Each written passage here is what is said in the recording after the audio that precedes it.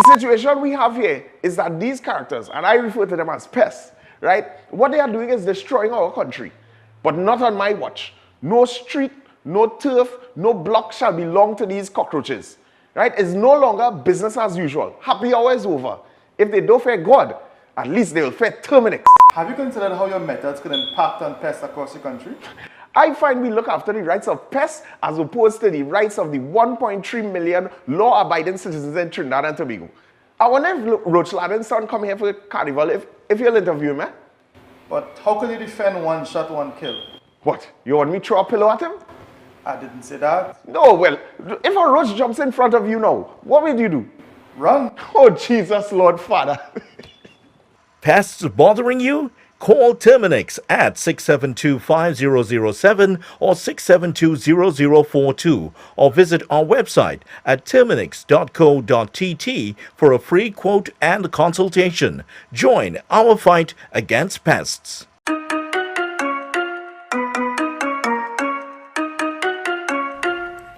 What is television? It seems like a simple question, but television means different things to different people. We in the Caribbean are very unique people. That's why we need unique television. Welcome to M&E TV, where we showcase our lives in the Caribbean. M&E TV is about us, the special way we talk, the way we walk, dance, move. M&E TV is about me. It's about you. M&E TV is about our amazing Caribbean experience.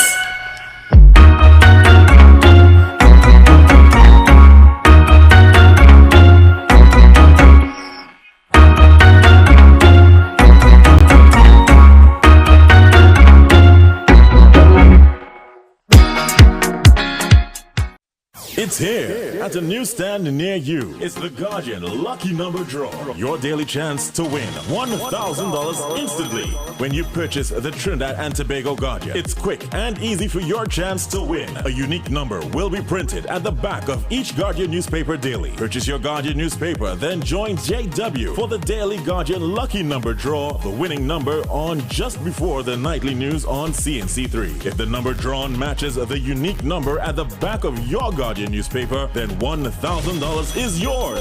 Just bring the winning Guardian newspaper and a picture ID to Guardian Media Limited. You have until 3 p.m. the following workday to claim your prize. It's the Guardian Lucky Number Draw. Your daily chance to win. NLCB approved.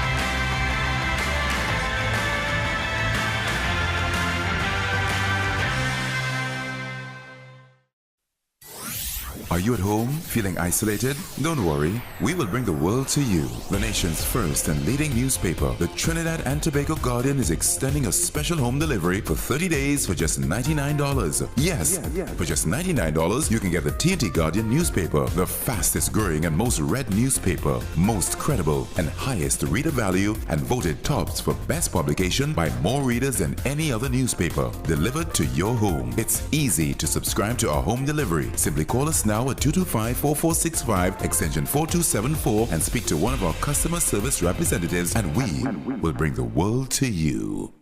We are the fourth estate. We educate, we inform, and we hold those in authority, politicians, business leaders, and others, to account. Connecting the public to the truth drives our purpose here at CNC3. When we stand behind a desk every single night, a lot of people don't know that we're a huge part of the news process. We eat, breathe, and sleep news. And that reflects in everything that we do as a news team. Every day we tell the stories of people's journey through life. Stories of their success, stories of their sadness, stories of their grief, stories of their glory. We're the mirror in which society looks at itself. When a storm is coming, everyone always thinks worst case scenario, and sometimes it may just be a brief shower or two. It's not always going to be a green veil level event. So it's important to have the most credible and accurate information coming from a verified source. Welcome, you're watching the 7 o'clock news on CNC3. Calling all filmmakers, producers, content creators, influencers, and recording artists. If you're looking to rent a versatile studio space with green screen, video wall, cyclorama, and more, look no further. GM Labs is here to make your dreams a reality. Located in the heart of Port of Spain on St. Vincent Street, GM Labs is your one-stop shop for all your creative needs with over 2,800 square feet to work with. Take your creative concept to the final product at GM Labs. Give us a call or WhatsApp or message us on our Instagram and Facebook pages at GM Labs TT.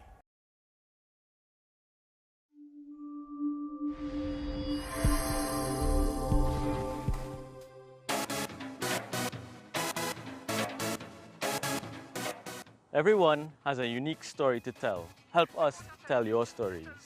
We all see the negatives happening here in Trinidad and Tobago.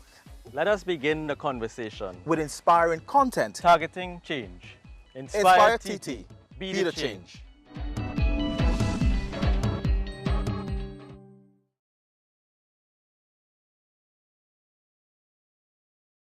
The Digital Guardian launches this all-new upgraded Digital Guardian app. This all-new upgraded Digital Guardian app gives you live news on the go. Now get real-time news faster with notifications free of charge to keep you informed on breaking stories. Customize your news feed with only articles you are interested in for easier, comfortable reading and with same convenient access to the digital paper. Visit the iOS App Store and Google Play Store to download or update the Digital Guardian app, the most credible news in TNT. Already have an account? Simply tap on the resource subscription button in settings to sign in. It's a free update. Make sure you have yourself a great investment week by viewing The Boss Report every Monday morning at 6:15 a.m. during CNC3's The Morning Brew. You'll get sound financial advice, whether you're a new or experienced investor, when you view The Boss Report. CNC3, covering your world. Get the nation's leading newspaper on the go by downloading the Digital Guardian app on your iOS or Android devices now and enjoy our special introductory subscription offer now on. The nation's first and best digital paper in an easy-to-read digital format. The Digital Guardian, Trinidad and Tobago's fastest growing, most subscribed, and most read digital paper. Stay on top with the market leader and don't miss a beat in today's fast-paced world. Go to Apple Store or Google Play and download now. There's a taste in the air everywhere. Feel the vibe cause it's something to share. Smooth, rich and creamy, you'll find it right here. Makes you smile, relax a while, it's fun and good cheer. Ooh, enjoy every scoop. Ooh, every taste will get you hooked. We have flavors that you love, a combination special. Come along, enjoy your treats. This is Uncle Pete's.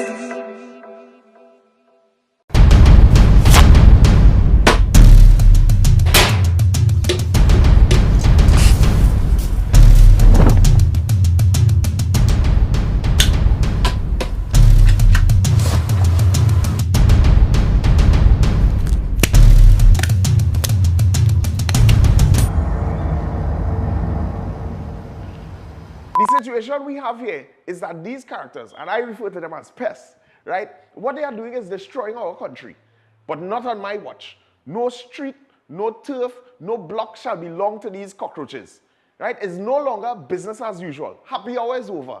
If they don't fear God, at least they will fear Terminix. Have you considered how your methods could impact on pests across the country?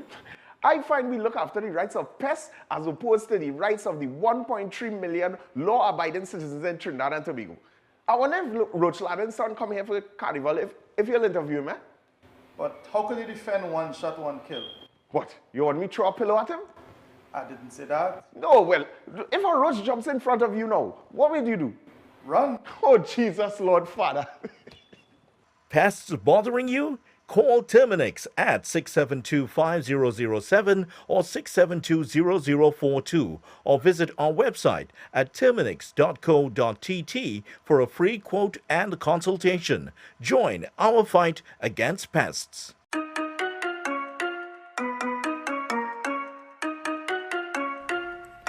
What is television? It seems like a simple question, but television means different things to different people. We in the Caribbean are very unique people. That's why we need unique television. Welcome to M&E TV, where we showcase our lives in the Caribbean. M&E TV is about us, the special way we talk, the way we walk, dance, move. M&E TV is about me. It's about you. M&E TV is about our amazing Caribbean experience.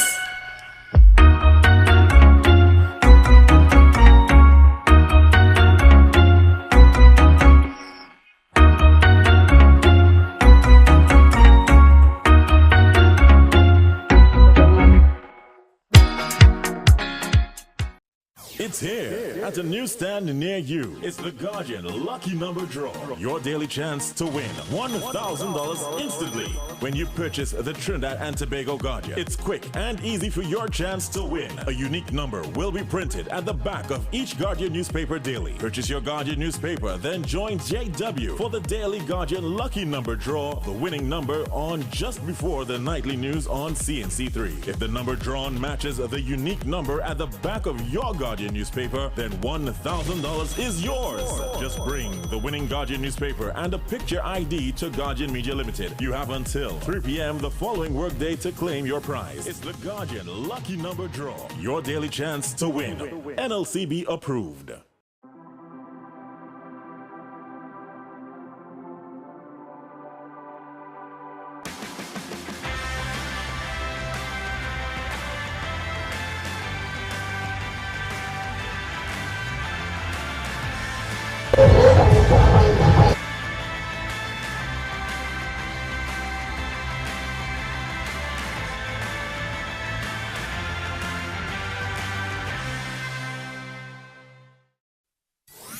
Are you at home feeling isolated? Don't worry, we will bring the world to you. The nation's first and leading newspaper, the Trinidad and Tobago Guardian, is extending a special home delivery for 30 days for just $99. Yes, for just $99, you can get the TNT Guardian newspaper, the fastest growing and most read newspaper, most credible and highest reader value, and voted tops for best publication by more readers than any other newspaper, delivered to your home. It's easy to subscribe to our home delivery. Simply call us now at 225-4465, extension 4274, and speak to one of our customer service representatives, and we will bring the world to you.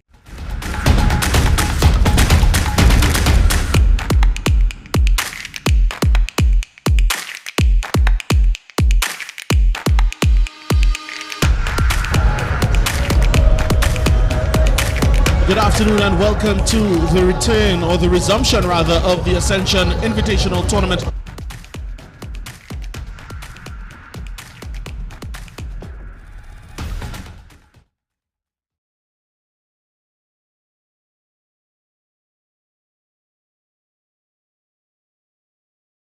United. I am Jassy Marik, and of course co-commentator Jovan Ravello is right beside me. Yeah, glad to be back here, Jassy, with the Town Derby, as we call it and dubbed it in the last round, as one of the feature matches on this Saturday afternoon at the Arima Velodrome. Right now we look at the highlights from last evening's matches at the Phase 2 Lahokota ground. Yeah, and the competition resumed with a bang out there at Phase 2 Lahokota. Two really entertaining matches up for your pleasure. For those of you who went out to see them live, we saw in the first matchup Deportivo Point Fortin, and they took an early lead in that one. Houghton Hector getting on the score sheet. They continued to pressure their opponents in this one, Kunupe FC, and Isaiah Hudson just walking that one in. It was a really great outing for the Deportivo men. Another wonderful goal scored that time, and they continued to just pound them in past this Kunupe FC, which, it must be said, has really fallen off the pace since their really exciting start in this competition. Last evening they also reduced to 10 men there. That one was a yellow card shown, but the goals continue to come for Deportivo, point 14. Houghton Hector with a nice dummy there, and Andre Pacheco scoring what would be one of his few goals in this competition so far. Ezekiel Kizar also getting onto the score sheet that time with a nice incisive through pass from Hector. Hector would have a double in this match, but we saw first of all Cunupia FC continuing to at least save some face by getting onto the score sheet themselves that time. Kwesi Allen, the man they call Jep, able to pull one back for them, but they still succumbed to a 6-1 defeat. Game number 2 featured the home team, La Hocketa Rangers, taking on Central FC, and as usual in their usual rampant style, La Hocketa Rangers getting onto the score sheet there via an own goal as Russ Russell Jr. forced the error from the Central FC defender. Central FC though, they continue to impress in this tournament in glimpses. At that time getting onto the score sheet themselves, Leonardo da Costa, who's really been able to get some attractive goals for them in the previous round toward the end of that first leg of the competition with a goal that time, but they could not hold back this La Hocketa Rangers team. That time Kadeem Corbin benefiting from lucky bounce, as we call them. This time a bit lucky as well, but still he'll take them as they come, and that time they came in a double for the number 9 from La Hocketa Rangers on the evening. There was also a double scored by Attila Guerra, but he was a second half substitute. The first of them here, benefiting from another ricochet with Russ Russell Jr. again in the mix. Attila Guerra, the old veteran, able to penalize some really sloppy defending to get the first of a double for him on the evening. Also on the score sheet, Ikem Andrews finding a way past the wall and past the goalkeeper, who really should have done better. That's the side he was covering, unable to keep Ikem Andrews out. And this time, really, Attila Guerra, he knows how to get the business done from this kind of position. Just drill it in, and any touch will take it past the goalkeeper in all likelihood. That time up into the roof of the net, and making it 6-1 for La Hocketa Rangers, before Central FC were able to pull one back themselves right at the very end there through Romario Burke. 6-2 it finished in favor of Terminix La Hocketa Rangers. So a handy win there for the Rangers. They are on top of the league still on 26 points after 10 matches played. Defence Force are second on 23. They will play second in this doubleheader at the Arima Velodrome. Police FC are third on 21. Deportivo PF are fourth on 20 points. Cunupia FC are on 13 points and they're in fifth. CSW are 6th on 10, ACPOS are 9, Real West Fort are on their heels and 8th on 7 points. Central FC are on 5 and Maruga FC are yet to get off the mark. Let's look at the lineups from this first match at the Velodrome. We have Real West Fort with a couple changes. Tion Brown is the keeper. Karen Cummings returns to the lineup. Jamiel Burke is in the team, number 12. Akil Thomas. Josimar Belgrave returns to this team and has really been included for his passing range. Gary Griffith III gets his first start of the tournament. Rashawn Murphy at number 22, Cornel Thomas, Malik Kwao, Akil Board and Jamil Antwine round out this West Fort lineup. Yeah, it's quite obvious what they will try to do against this AC Port of Spain team. Of course, the spine remains the same for Real West Fort, rather for AC Port of Spain. Of course, they'll have Jadel Poon Lewis at the very foundation in goal. And of course, Malik Mires and Maurice Ford continuing their defensive partnership, along with Kareem Eastman in the left back position and Shaquille Edwards. Anthony Charles is partnered by Nikal Stevens at the heart of the midfield, while Mishan Punanjaran takes up a wide position left. Cedale McLean is on the opposite side right of this midfield, with Shea Benny offering that support in the number 10 role, although he'll sport number 16 today. Behind number 10, Shondell Augustus. So that's how they'll line up AC Port of Spain in this one against Real West Fort United, the Derby de Port of Spain, or the Town Derby as Jovan Ravello prefers. Yeah, the Town Derby has a certain ring to it. There we see the captains taking the toss. Last time these teams met, it ended up 2-1 to ACPOS.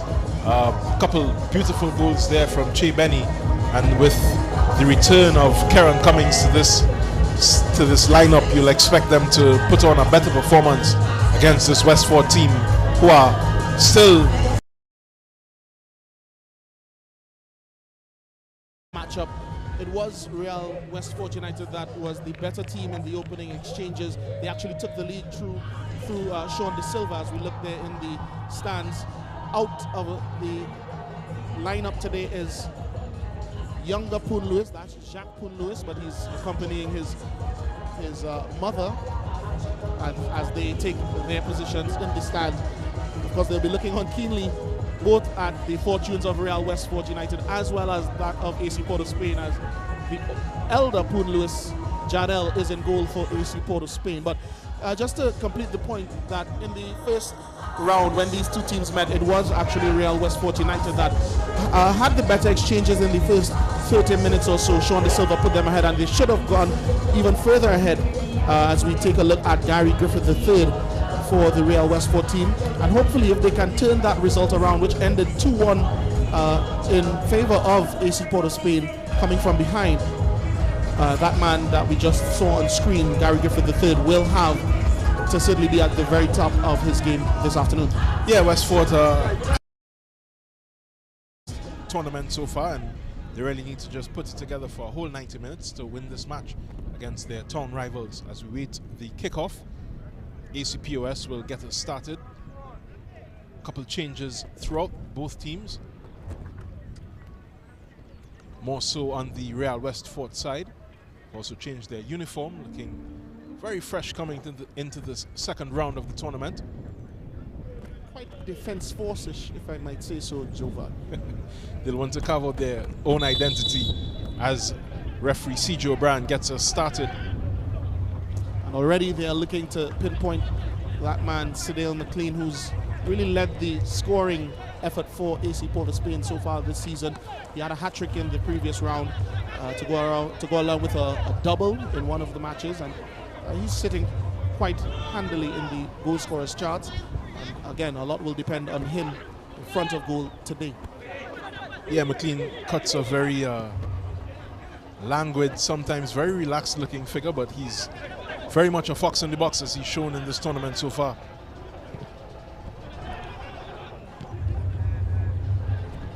So this is Real Westport. It's with Cornel Thomas now. He thumps it forward, looking for Griffith III. He commits a foul against Shaquille Edwards, spotted by referee C.J. O'Brien. He's the man with the whistle today, and of course he's well supported by assistant referee 1, Shash Ramsarup, and assistant referee 2, Roshan Baliram. The fourth official is Keelan Bacchus. And the refereeing, for the most part, in this tournament has been pretty clean, pretty instructive, and I think that these officials combined today are in for a good game as long as they understand the magnitude of this match being a derby and all. Yeah, and everyone's a critic. You can find some fault in them if you speak to any of the teams that have been on the, let's say, the sharper end of their decisions, but the referees for the most part have done the job that they've been selected to do in this tournament.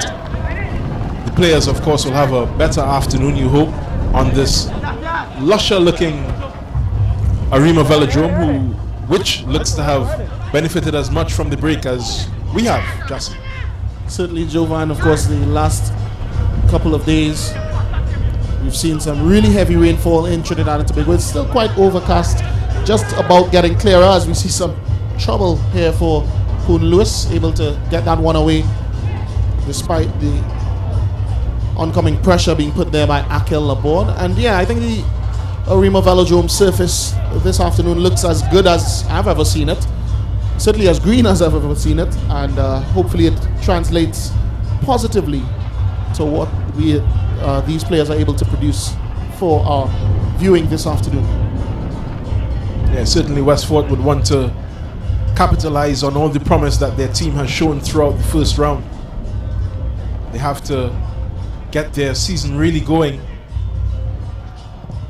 against an AC Port of Spain team that found their form in the first round, sorry. A couple of wins for them. Already you can see the ball moving out a bit more fluidly as McLean goes on the attack down the right side for AC Port of Spain. Gets it back now to his supporting player Augustus. Now it's all the way back with Stevens, who uses the availability of Shaquille Edwards to get it back to Mirez. Maurice Ford will look ahead now. Just in front of him is Punanjaran, and instead he goes further along to... This could be a chance here for AC Port of Spain, attempting to bring in the delivery. That time Sean Nell Augustus was got out by Cornel Thomas and then cleared. Back with AC Port of Spain now. They'll try again to make way along that left side, and this is a good ball out.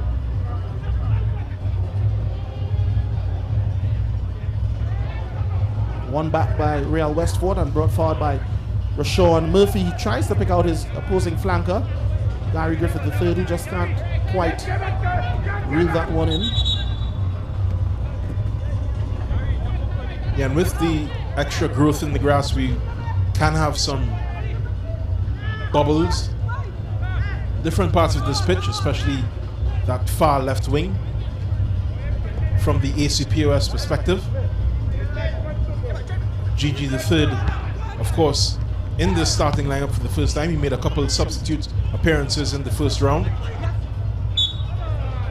Cedale McLean has been a fixture in this ACPOS starting lineup.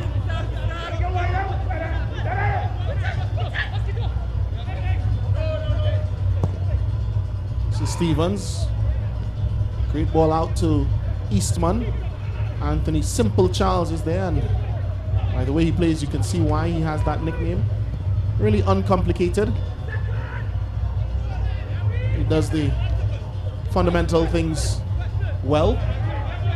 That time though, losing out to another man who is quite simple in his approach, Karen Cummings. ACPOS have it back. A good turn there by Punanjaran, still in the thick of it. Comes out with Benny in support. This is Che Benny. Streaking across the middle is Augustus. Benny goes further and somehow is able to get that one in. It just bubbled over the left shoulder, it seemed, of Theon Brown in goal for Real Westford United. And ACPOS has taken a 6th-minute lead through Che Benny. Yeah, Benny just daring to dream on that play. It looked to be nothing in it for him. First goal of this match at the Arima Velodrome for the ACPOS talisman.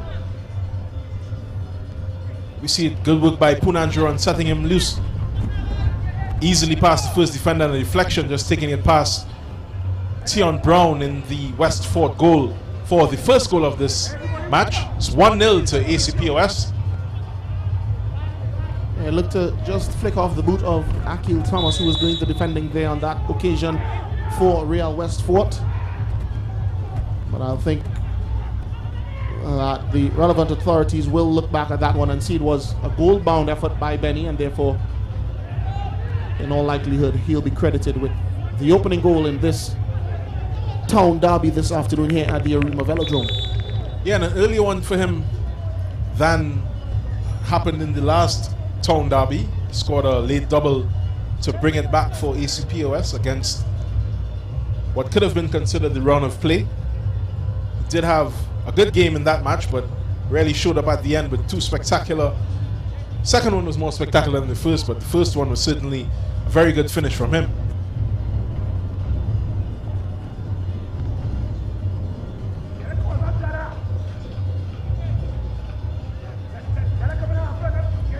Real Westford's Jamil Antoine is down, receiving treatment. He's back on his feet, and that's good to see, even though he'll limp off towards that far side. In the meantime, it's ACPOS ball, and this is a throw-in on the far side as well, orchestrated by Eastman to Charles. And Stevens now to Edwards. Benny is ahead, tries to get it into Benny, but it's well spotted by Cummins. And now Real Westford, they're on the go. Gary Griffith III playing this one up to Akel Laborde, but he loses out to another very sturdy player in Malik Mirez. And And now, just like that, AC Port of Spain turning the other way. This is McLean now trying to play in Punanjaran. It's behind.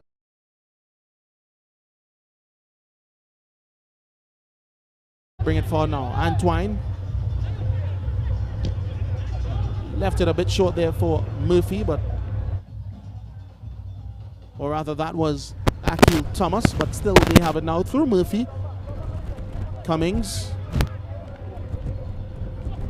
Antoine now, he'll look further afield and can't quite get it beyond Shaquille Edwards doing the defending that time for ACPOS.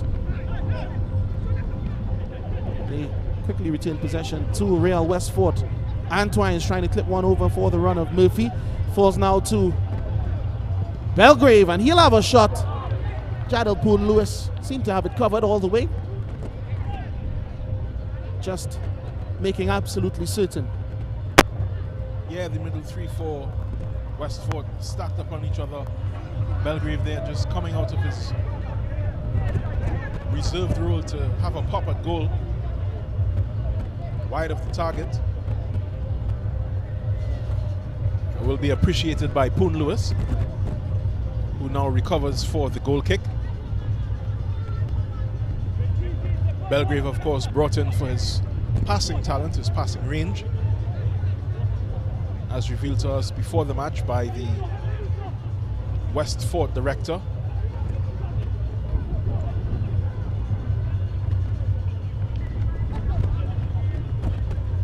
You really need to control the play if they are to come back against this ACPOS team.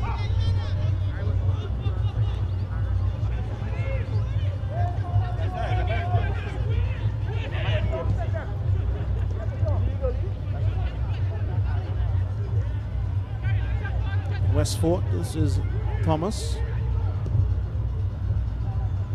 Gets it all the way forward to Laborde.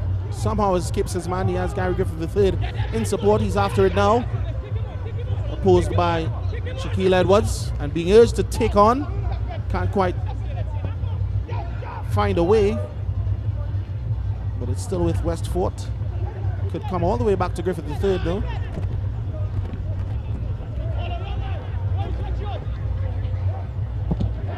Sturdy challenge coming in there from Nikhil Stevens. It's with Cummings now. Griffith III has a chase. The defense is backing off and he's looking to square it back to Laborde. Calmly cut out rather by Maurice Ford before the referee O'Brien stops play. Che Benny is down, it seems, with a head injury just at the halfway line. Then you get a really good idea of just how tall the grass is here at the Harima Velodrome. Che Benny just lying down there among the reeds.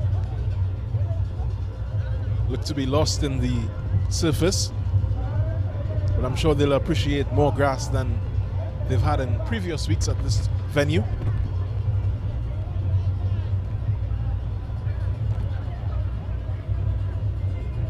Seems to be okay. Just checking his afro. Again, with these head injuries, no stone will be left unturned. They'll just ensure that he is fit to continue. As we try to get an appreciation for exactly what happened. Oh, he was struck flush in the face by Cornel Thomas's clearance. Went down immediately there, Benny.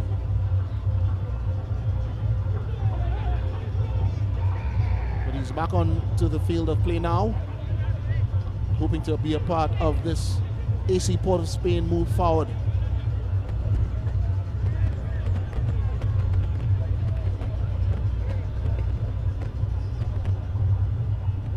You have to feel that even with the players returning to this team, that Che Benny is central to their hopes.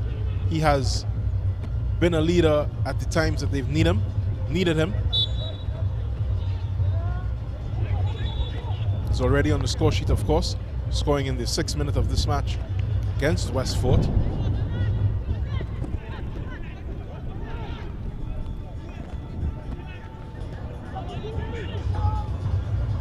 This is Belgrave. Operating on the outside of him is Akil Thomas, trying to get it forward to Murphy, but it's cut out, and now back with Poon Lewis, who's had to make a few of those clearances already. He's done them quite effectively, and there on that occasion, following suit. And it's Westford ball. Cummings now opposed by Benny, two midfield maestros.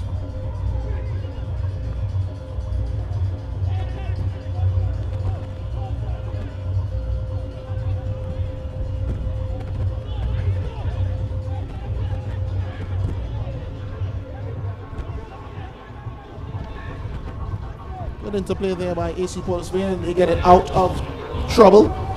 Switch of play gets McLean going, and he's trying to get Benny going as well, but it's gone out by Thomas, Cornel Thomas, that is for Real Westford.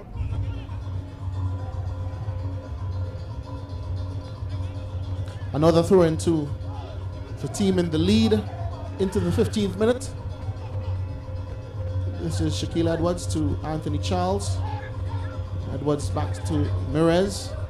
And this is a good ball forward to McLean. He was interested for a moment before giving up the chase. And there he just discards of some piece of equipment.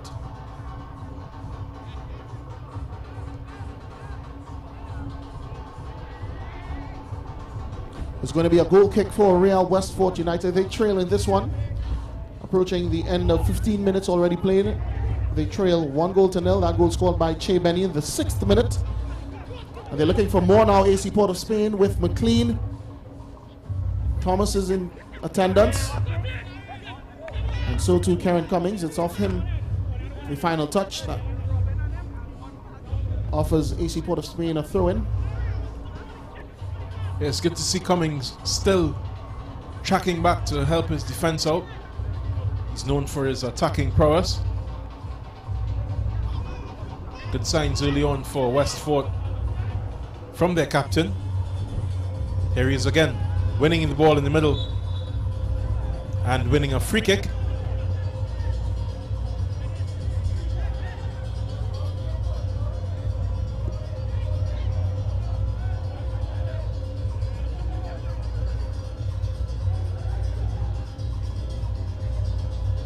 Akil Thomas for Westford, or rather Antoine, Jamil Antoine. Just punts it forward. So I think so far Real Westford has shown less of an intention to string it around as compared to certainly AC Port of Spain, and it's reflected in the what we can count as the chances so far in this match. AC Port of Spain have certainly gotten further up the pitch with more regularity than Real Westford, and I just am concerned as to whether the introduction of, or the approach to have a more astute passer in the likes of Josimar Belgrave, whether they've played to that plan so far, Jovan.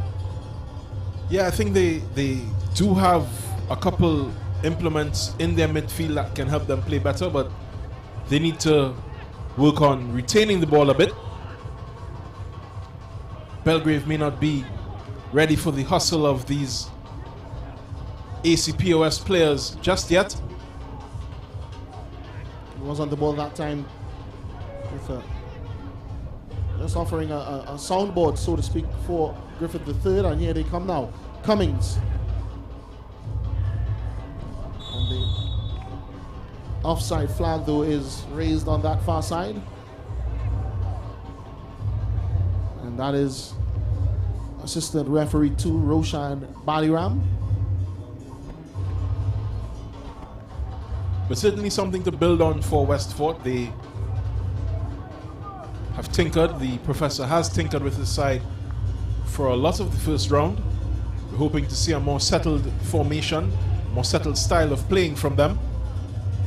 ACPOS, meanwhile, have ended the first round very well, and look to be building on that momentum. Certainly they've settled in better into this first half against Westford. As we look at the defense force players and staff just looking on the far side in their traditional area of this pitch.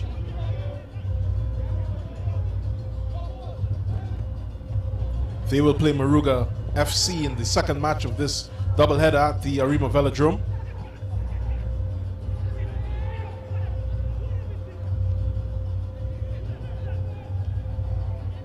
First match between those teams ending 8-0.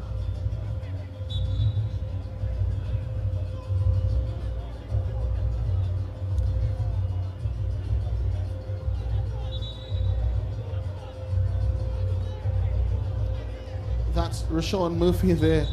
He's arguing with referee O'Brien as to just where that foul had taken place. As Michel Punandron was trying to take every centimeter afforded.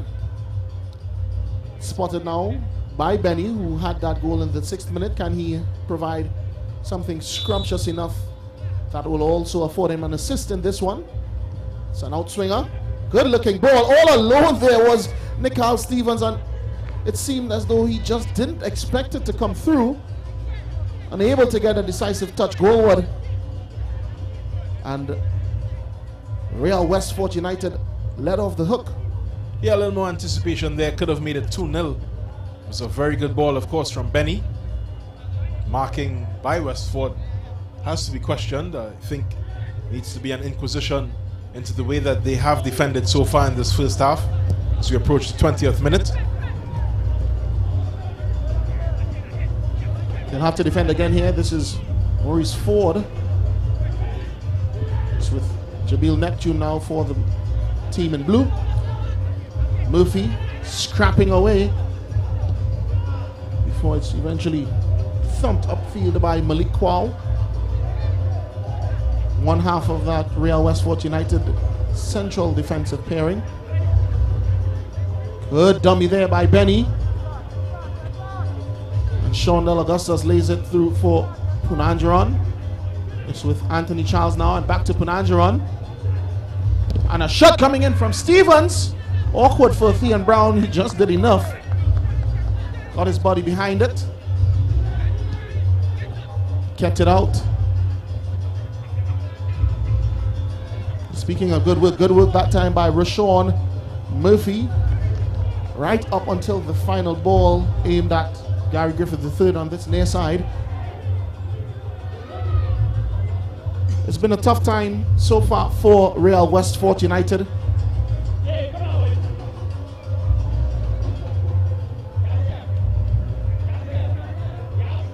Certainly AC Port of Spain has settled quicker of the two teams.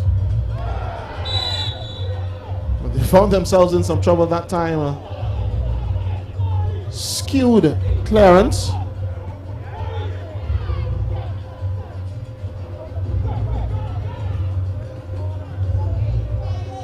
And the foul committed, offering Real Westport United a good opportunity from just about 20 yards or so. Just this sort of range that would invite Cummings, Belgrave, or even Cornel Thomas, all of whom have shown their interest.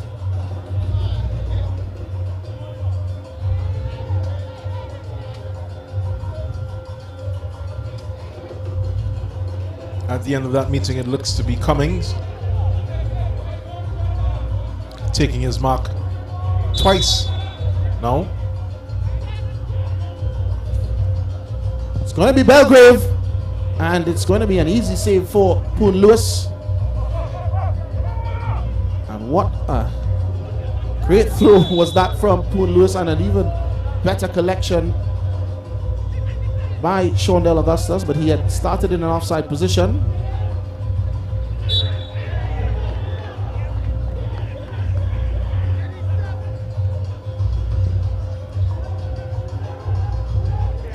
So Westport come forward now. It's a good shot from Murphy. He's arguing that Poon Lewis did get a touch of that near stick.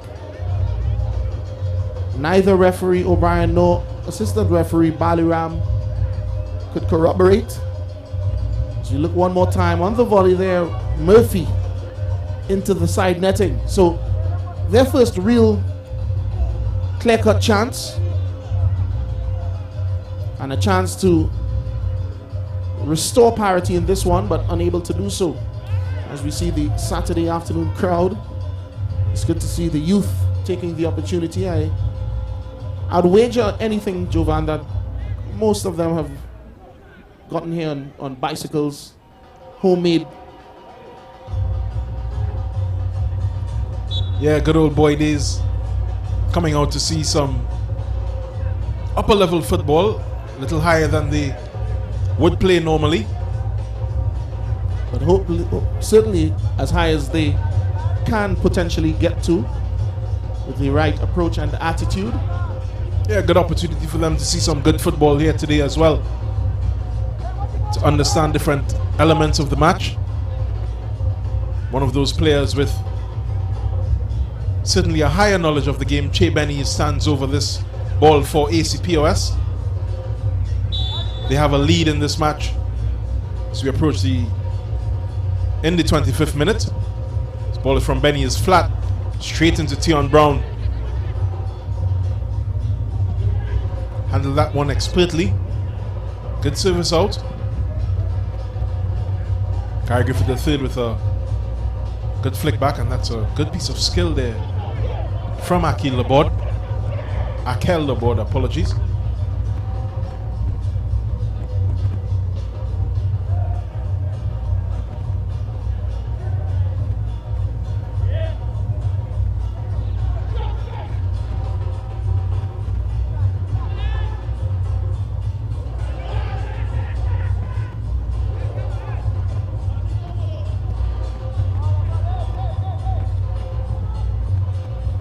Brown.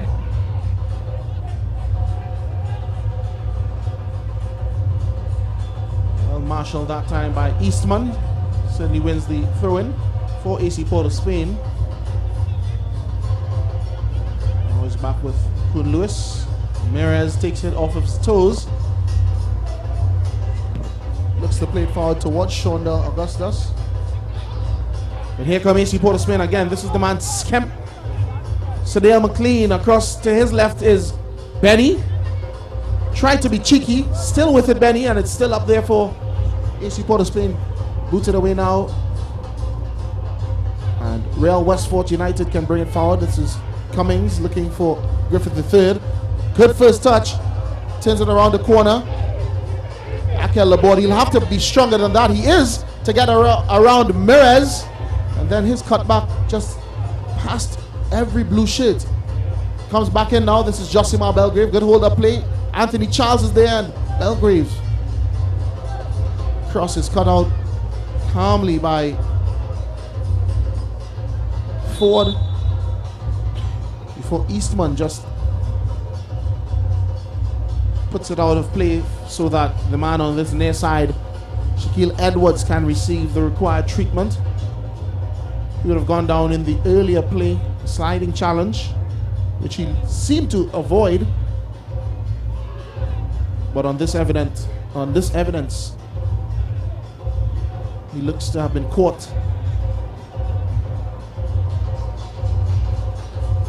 He just exclaimed quite loudly there,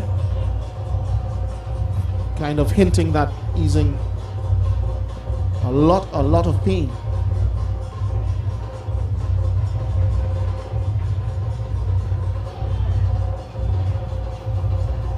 So Westford really trying to construct a comeback here against ACPOS. They went down very early in this match. They don't seem to be too rattled by the early goal from Che Benny.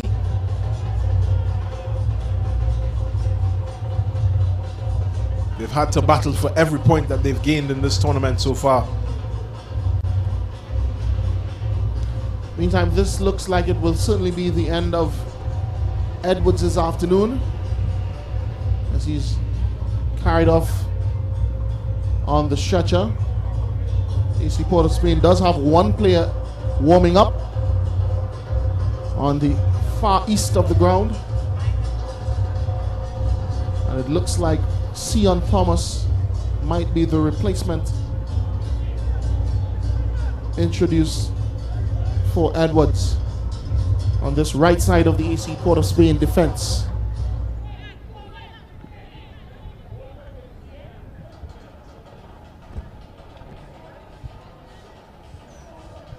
They'll have a throw-in out there on the far side. This is Eastman.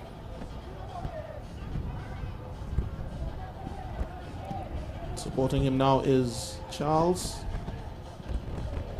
Good take there by Murphy. Even better juggling skills there from Eastman. Gets it clear for AC Port of Spain, and they can push forward and defend from a much higher line.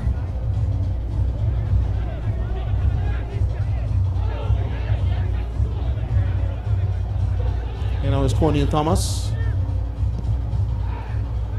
Aim this one toward either Laborde or Griffith III. Neither of them can get there, and it's thumped all the way back now to Theon Brown in that Real Westford goal.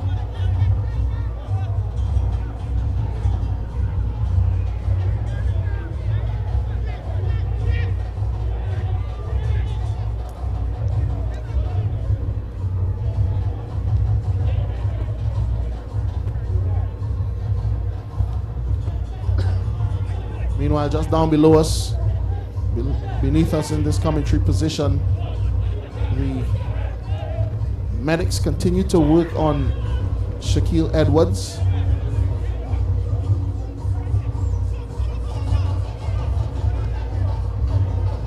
Grimaces agonizingly biting on his thumb.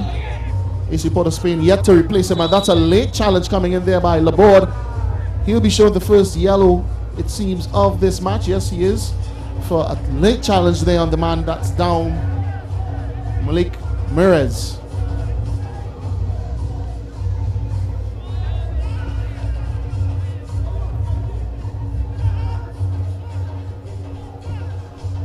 Tyrell Papi Emmanuel takes his seat among the spectators this afternoon.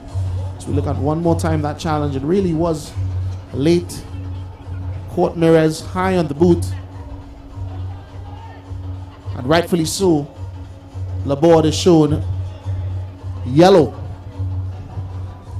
Yeah, Mirez, one of the tougher customers. So if he's down, you have to know that made some significant impact. In the meantime, they use that stoppage, AC Port of Spain, to replace Shaquille Edwards, and the man coming in, Sion Thomas.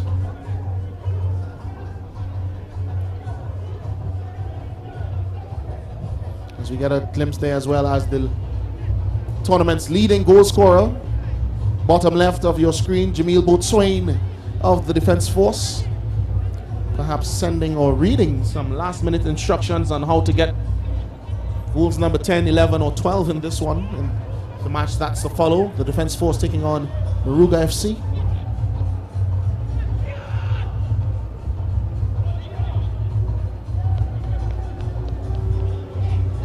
Here's Gary Griffith III, trying to beat his man. Gets around him, but he has support.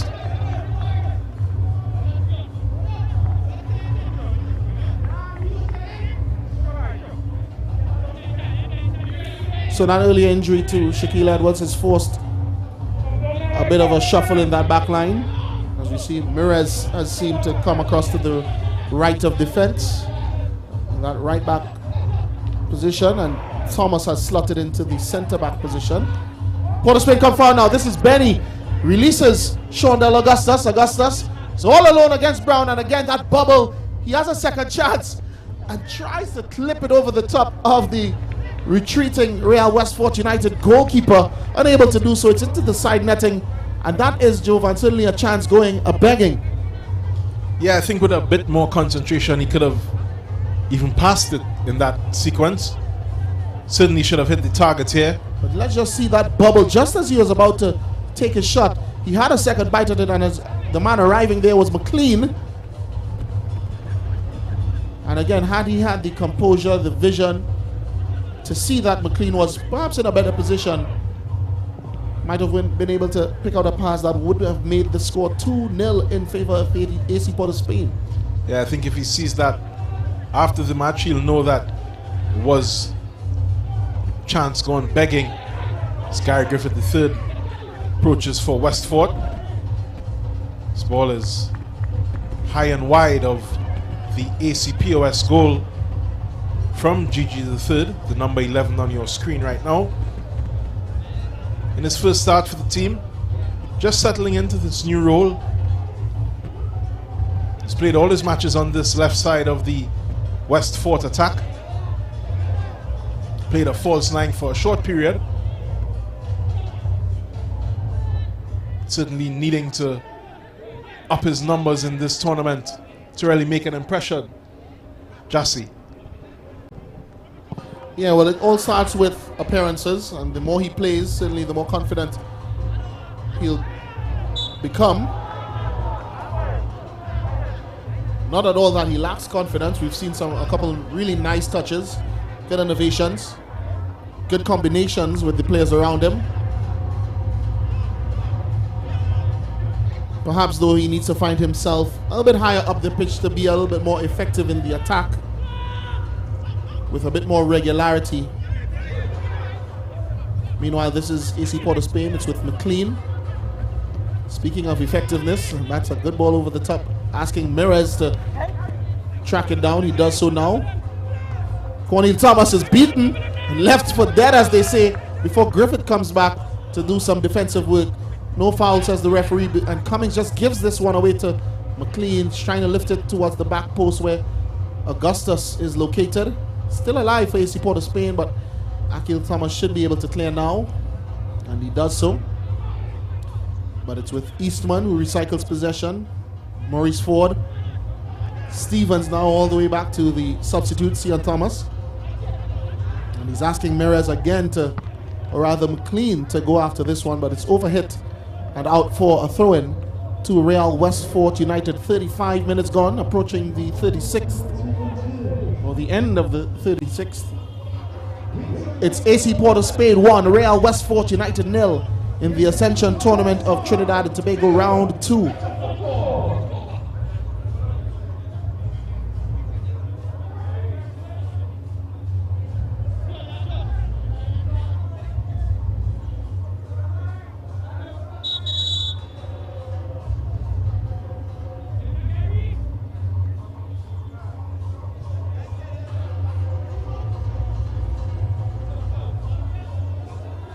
There you see the professor in your picture. In the background, the paramedics from the direct action team. Still seeing to Shaquille Edwards, who remains prone on the stretcher.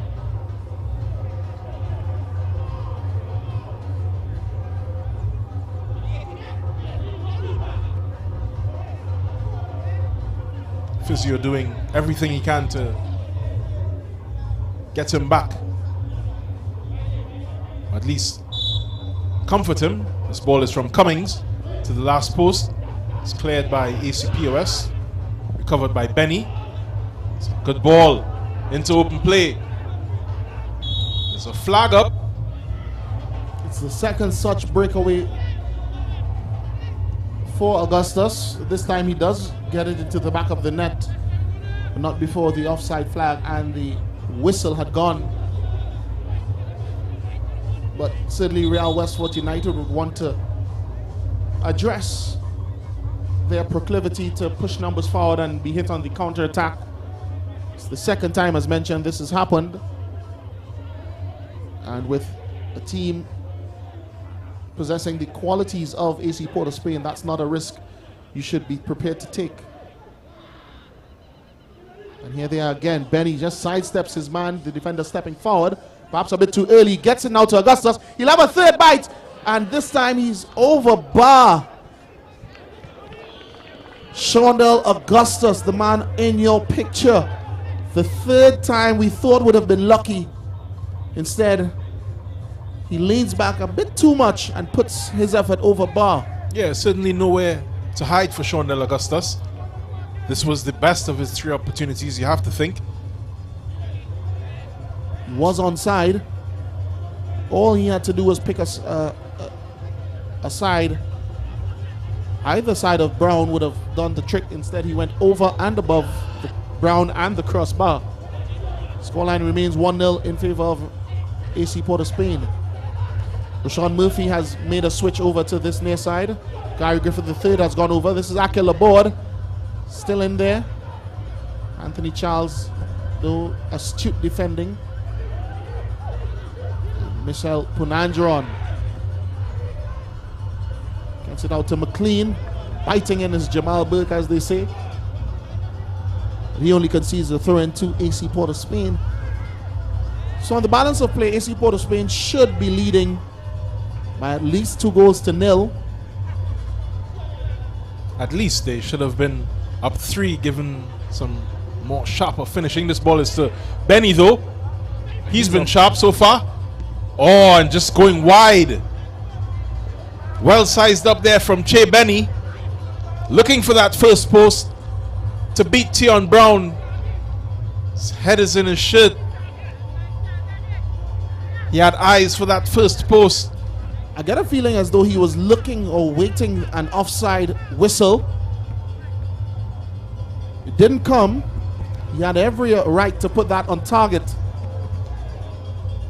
Unable to do so, and once more Real Westport United could have been staring down the barrel of the gun, and they escape.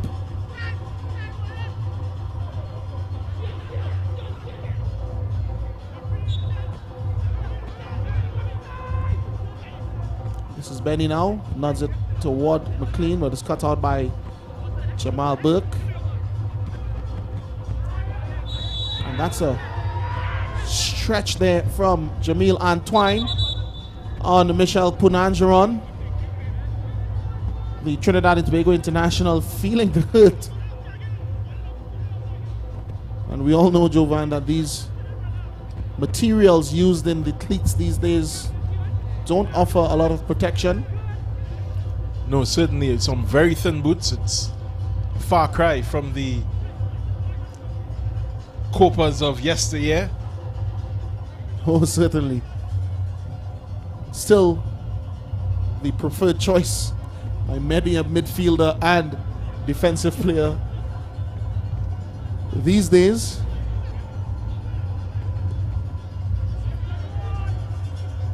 Tony Cruz, one of those players who prefers the old school, recently almost losing his boot in the Champions League final. Such is his loyalty to old or vintage. Sadale McLean, who put on a vintage performance a couple of weeks ago, hoping to get off the mark in this match.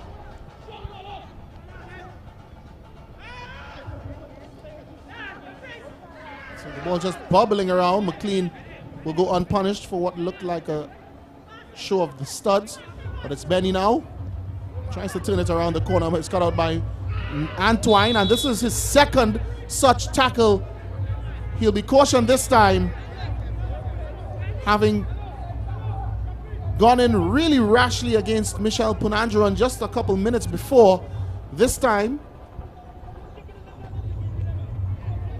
commits the foul, a similar foul against Sadale McLean, nowhere near the ball, although he points and offers an argument to the contrary. Referee O'Brien, however, spotted it and dishes out the requisite punishment. A yellow card shown to Jamil Antoine in the 42nd minute. It's going to result in another AC Port of Spain free kick approaching the end of this first half.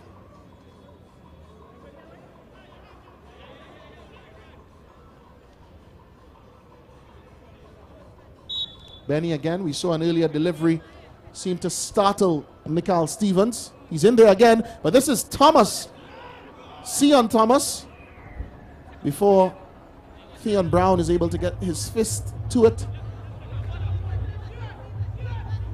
So Che Benny's again, his delivery has been pinpoint, causing all kinds of havoc in that Real Westport United defense, and that time Theon Brown coming to their rescue to keep the score manageable. This is Gary Griffith III now. He goes back to Akil Thomas. He plays it forward now. This is Josimar Belgrave. Sets Thomas free. Cut out then by Punanjaran, and it's going to be a goal kick, rather a corner kick.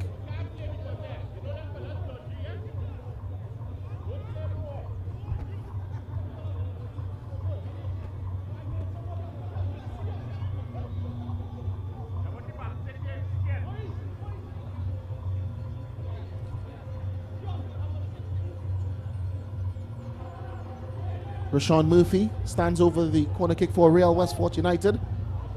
Outswinging delivery onto the head of Laborde. Can't direct it goalward, but Murphy is still there. For it's cleared by Eastman. Murphy keeps it alive, and this is Karen Ballpest Cummings now. He'll serve it up again. Strong header away by Mirez, but it's still Real Westport. Laborde, that's a high boot from both him and Mirez. The referee O'Brien says though that's no foul, and here come AC Port of Spain, Michel Punanjaran. He'll have a chase. Does just keep it in.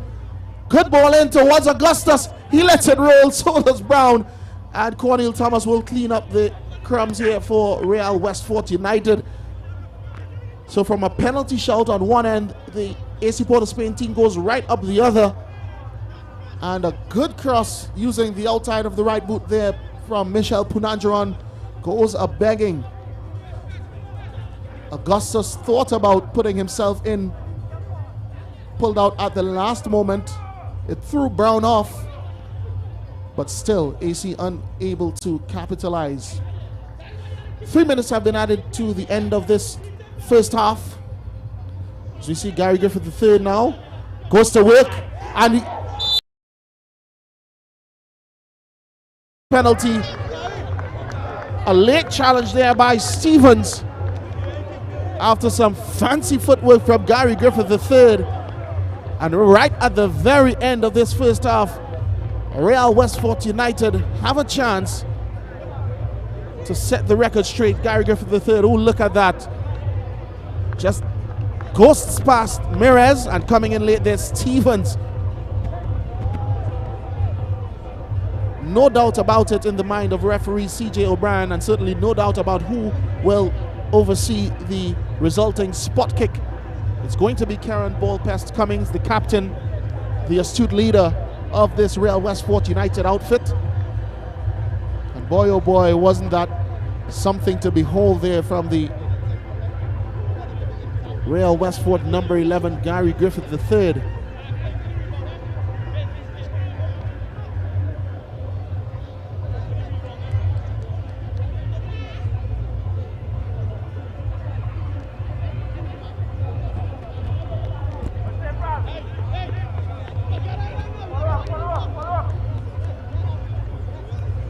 AC Port of Spain goalkeeper Janelle Poon-Lewis will retreat to the goal line now. Comes forward once more, just to perhaps create an illusion of his size in the eye line of Karen Ballpest Cummings, who's lining up the penalty kick now. Puts it past Poon-Lewis, sends him the wrong way, and Real Westport United pull one back. As we see Cummings there just giving Poon-Lewis just acknowledgement. Couldn't keep it out as he dove the wrong way that time. You're gonna have to come really good to save one of these from Karen Ballpest Cummings. And that time Jadel Poon-Lewis couldn't. And it's 1-1 right at the end of this first half. 3 minutes of added on time almost expired. AC Port of Spain, for all of their hard work, should have been comfortably ahead in this one. Instead, they find themselves on level pegging, in all likelihood, going into the halftime interval. Here's the man who created it, Gary Griffith III. Doesn't have enough time to dispel some more magic before referee CJ O'Brien brings the first half to a close. It's that man, Karen Ball Pest Cummings, bringing Real Westport United level at 1 apiece in the town derby. AC Port of Spain 1, Real Westport United 1.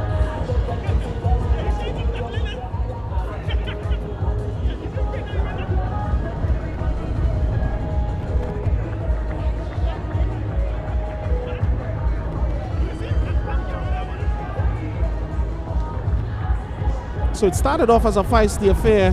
AC Port of Spain going ahead as Michel Punanjaran showed the required strength and determination to set Che Benny through on goal. And his cross comes shot, flicked off the boot of the Real Westport United defender and past Theon Brown in goal to give them a 1-0 lead. That was Josimar Belgrave trying to craft something from the free kick. And that was the injury to Sion Thomas, leading to his 32nd minute substitution. Continued to be an open one, particularly for this man, Sean Del Augustus for AC Port of Spain. That time he had 2 bites of the cherry. The ball just bubbling before his initial shot, and then he tried to be cheeky, only putting it into the side netting. And nope, it's not deja vu, almost a similar opportunity. This time springing the offside trap.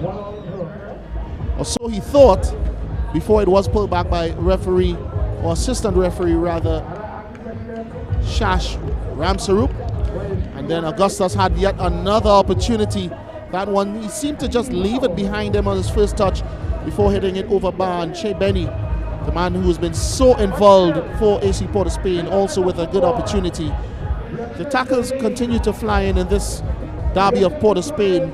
One of them that time leading to a yellow card, and then this one at the very end of the first half leading to a penalty awarded to Real Westport United, which Karen Ball Pest Cummings tucked away neatly to bring his team back level at the very end of the first half. 1 goal each, AC Port of Spain versus Real Westport United. It's all happening here at the Arima Velodrome, and when I say it's all happening, I mean it's all happening. For a clearer idea, just after on the other side of this short break, we'll give you exclusive access to just how lively this Arima Velodrome audience is this afternoon.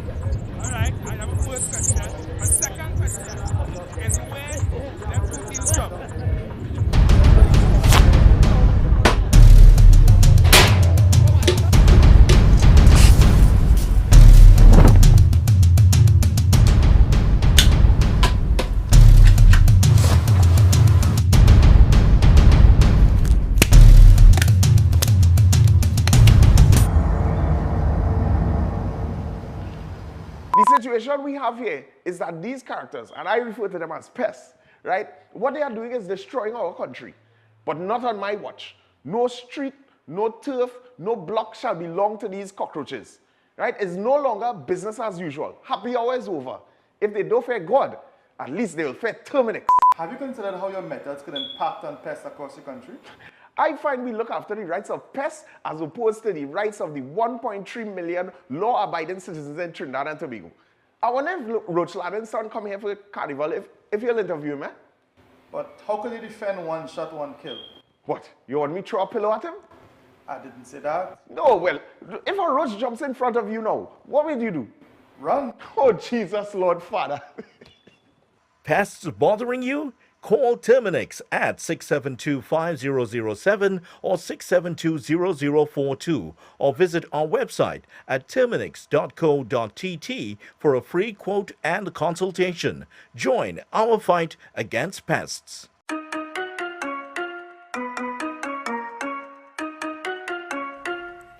What is television?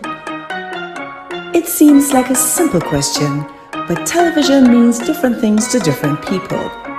We in the Caribbean are very unique people.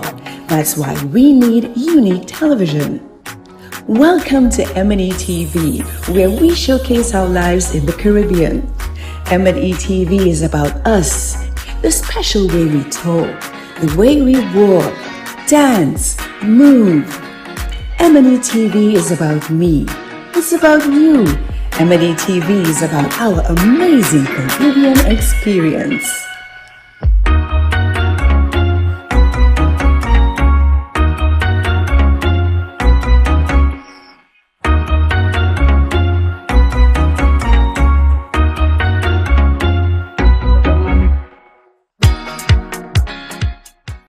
It's here at a newsstand near you. It's the Guardian Lucky Number Draw. Your daily chance to win $1,000 instantly when you purchase the Trinidad and Tobago Guardian. It's quick and easy for your chance to win. A unique number will be printed at the back of each Guardian newspaper daily. Purchase your Guardian newspaper, then join JW for the daily Guardian Lucky Number Draw, the winning number on just before the nightly news on CNC3. If the number drawn matches the unique number at the back of your Guardian newspaper, then $1,000 is yours.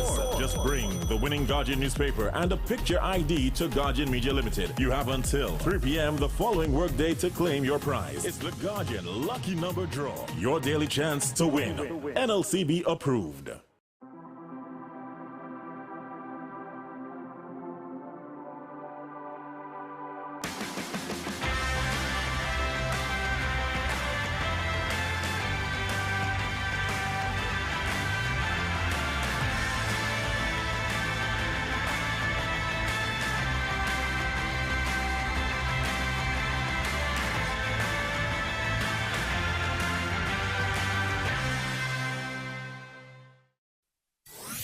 Are you at home feeling isolated? Don't worry, we will bring the world to you. The nation's first and leading newspaper, the Trinidad and Tobago Guardian, is extending a special home delivery for 30 days for just $99. Yes, for just $99, you can get the TNT Guardian newspaper, the fastest growing and most read newspaper, most credible and highest reader value, and voted tops for best publication by more readers than any other newspaper, delivered to your home. It's easy to subscribe to our home delivery. Simply call us now at 225-4465 extension 4274 and speak to one of our customer service representatives, and we will bring the world to you.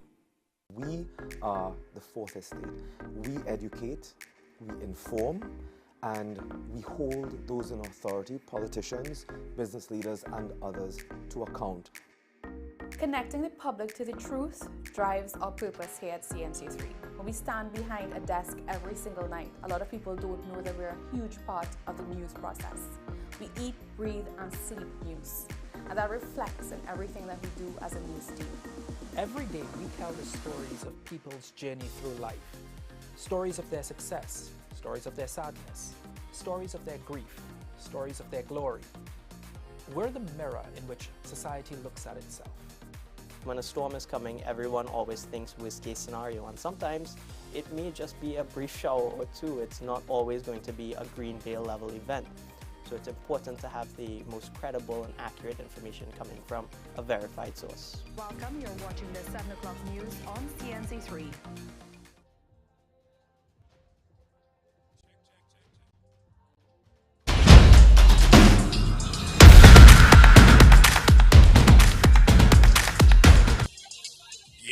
That's a good count. Anyway, we'd like to apologize for the bad audio a little while ago.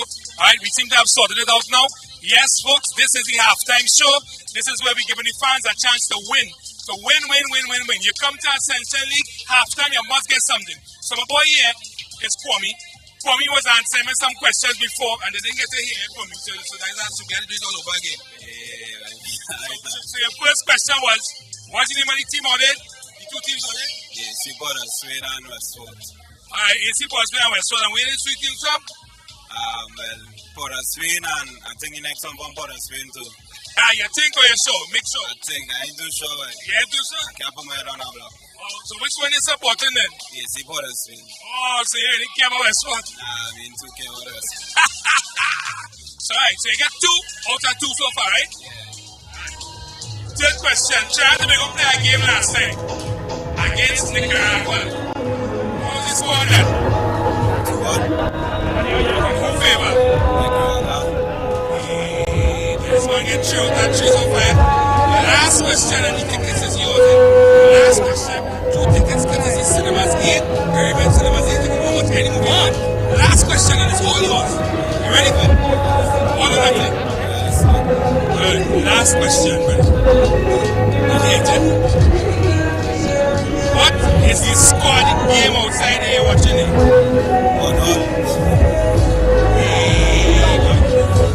You're real watching the game going on, boy. For me, nice to meet you.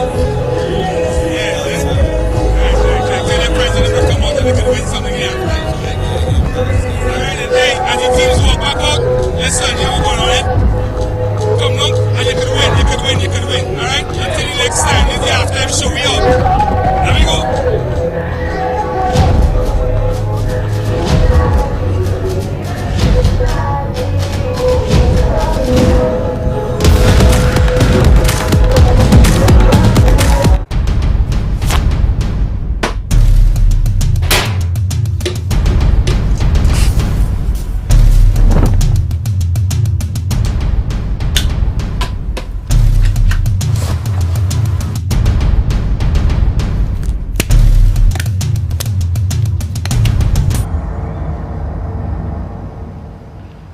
The situation we have here is that these characters, and I refer to them as pests, right? What they are doing is destroying our country, but not on my watch. No street, no turf, no block shall belong to these cockroaches, right? It's no longer business as usual. Happy hour is over. If they don't fear God, at least they will fear Terminix. Have you considered how your methods could impact on pests across the country? I find we look after the rights of pests as opposed to the rights of the 1.3 million law-abiding citizens in Trinidad and Tobago. I wonder if Roach Ladden's son come here for the carnival, if you'll interview him, eh? But how can you defend 1 shot, 1 kill? What, you want me to throw a pillow at him? I didn't say that. No, well, if a roach jumps in front of you now, what will you do? Run. Oh, Jesus, Lord Father.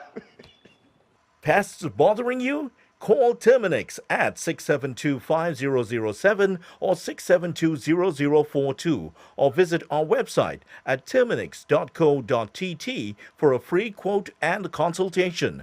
Join our fight against pests.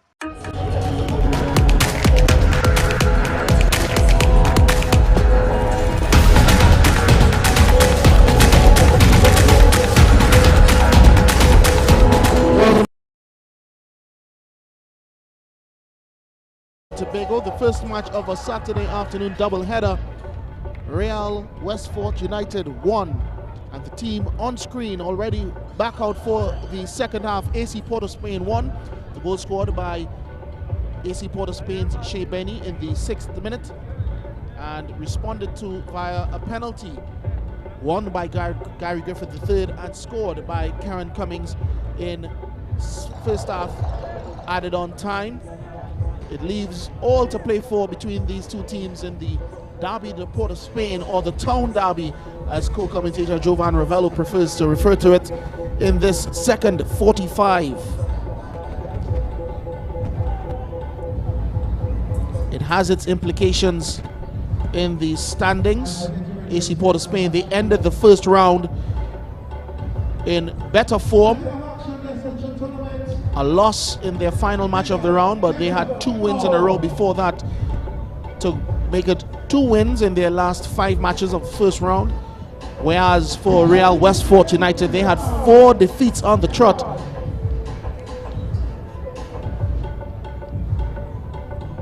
And of course, a win here today could set them straight at the very beginning of this second round in the Ascension tournament of Trinidad and Tobago. I am Jassy Marik alongside Jovan Ravello to take you through the second half here at the Arima Velodrome. Once again, it's AC Port of Spain 1, Real Westfort United 1.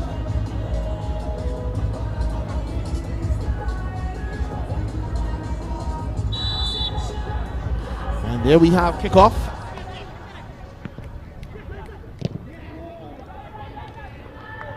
And a crunching tackle to start things off.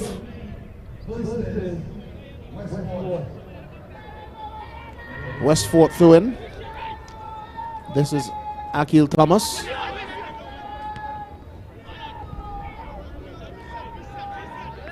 They're trying to make their way forward along this near side. Thomas again will have a second throw in. At the very start of this second half. Tries to bring Murphy into play. Murphy gets it back to Thomas. This is a good looking cross. Still alive for Real Westfort.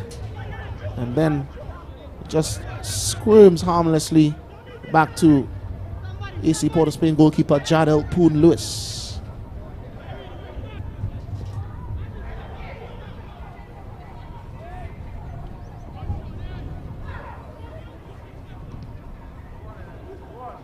So Dale McLean will chase this one.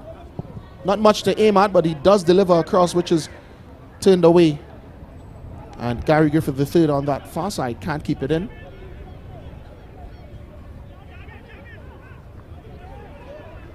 Throw into AC Port of Spain. McLean with Jamal Burke at his back. Still McLean. He does well to get past his man, but just runs out of space near that far side corner flag. But good skill. And speaking of good skill, what beautiful skill did we see from that man earlier?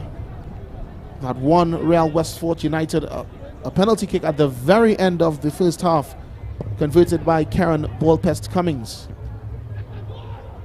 Looking forward to more of the same from GG3.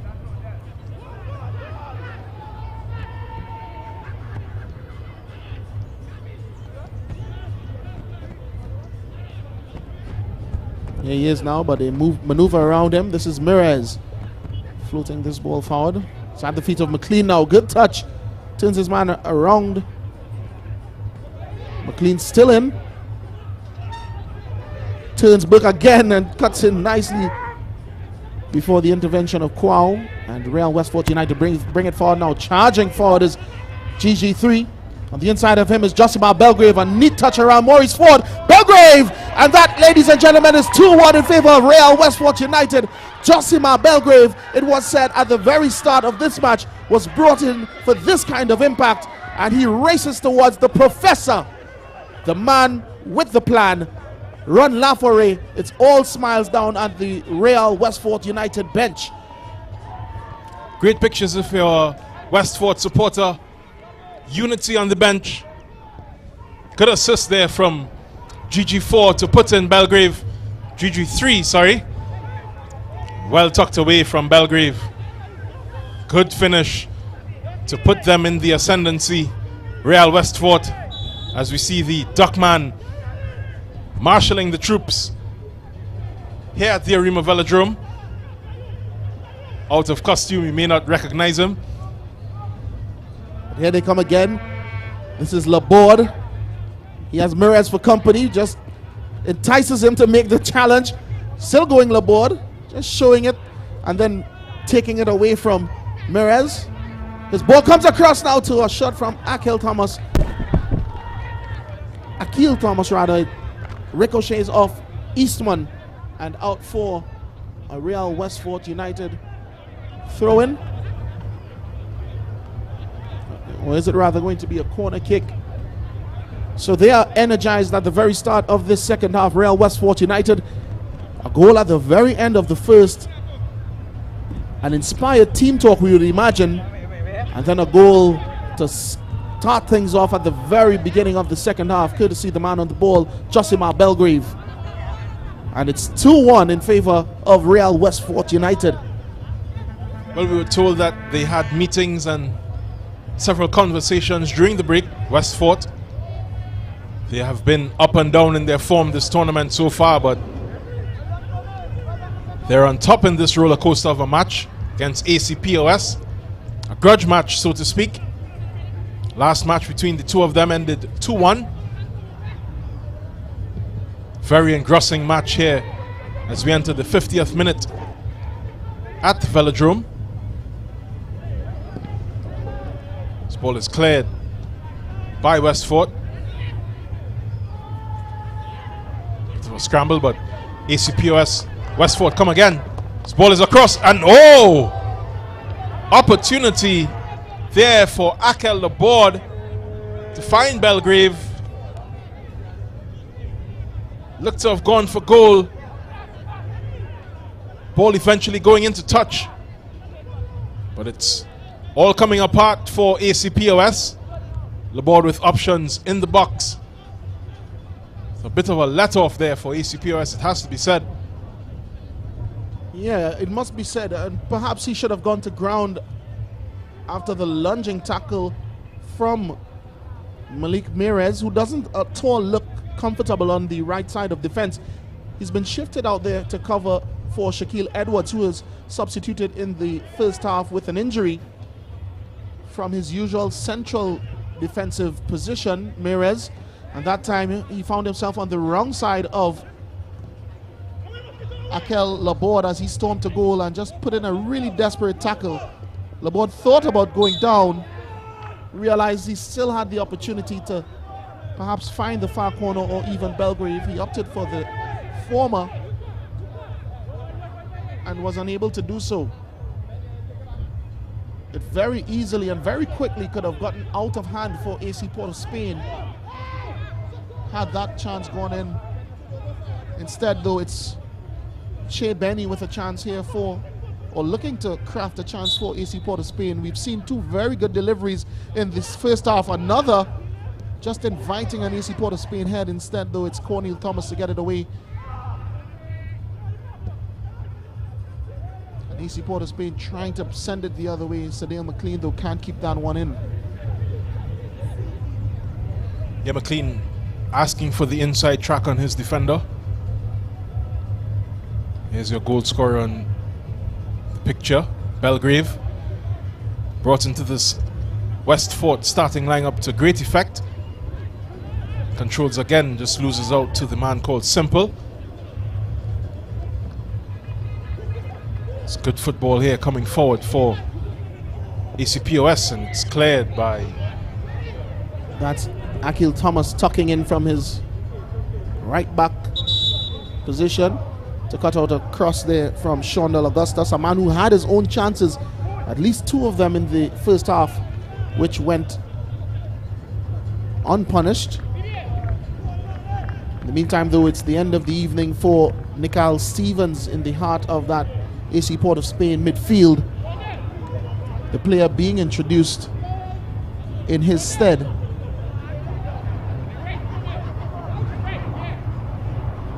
Jaheem McPhee.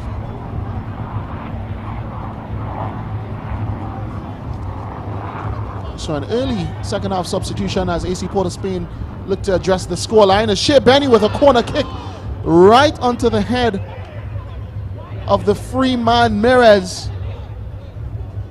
He rose highest and tried to flick it. Perhaps he needed to get over it a bit more. But still a very much open affair between these two Port of Spain based teams.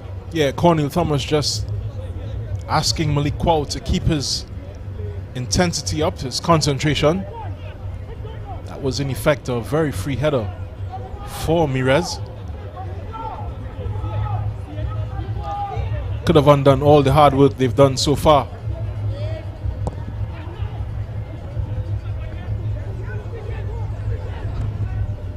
Here's Punanjaran out to McLean. Gives it to McPhee.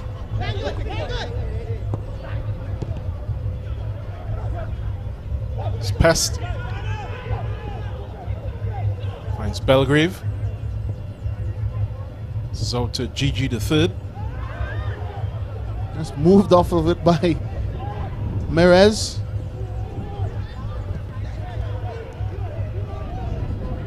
He protests the referee's decision, but is beckoned to get back to his feet. Player inadvertently bringing a grandchild called GG4 early on. Slip of the tongue. He'll be hoping to bring more of what he's brought in this second half for Westford. He was the last man before Belgrave tucked in that second goal. Handball there spotted by referee O'Brien against Anthony Charles. So yeah, for all intents and purposes, 2 assists for GG3. And he certainly had an impactful 55, approaching 56 minutes in this match so far. Here he is again, giving chase. He sizes up Merez. Good skill again. He's in the mood. Certainly, Gary Griffith, the younger. A big mood. Making sure that he repays the faith paid in him to enter this Westford starting lineup. But here comes Cedale McLean. Needed a better delivery. It's still alive though. Eastman gets it back to McLean. McLean still in possession now. It's Eastman. Punanjaran joins. Eastman again.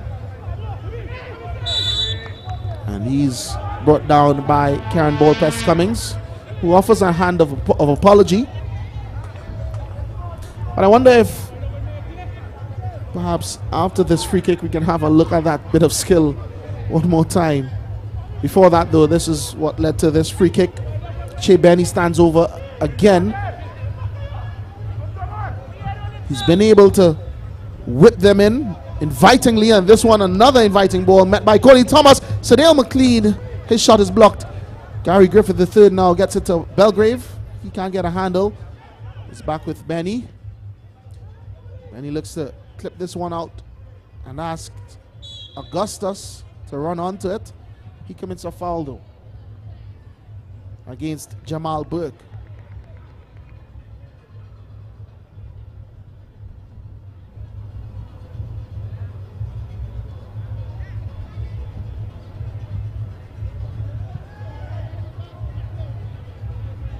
Westford really capitalizing on the momentum that they left the first half with to put ACPOS on the back foot.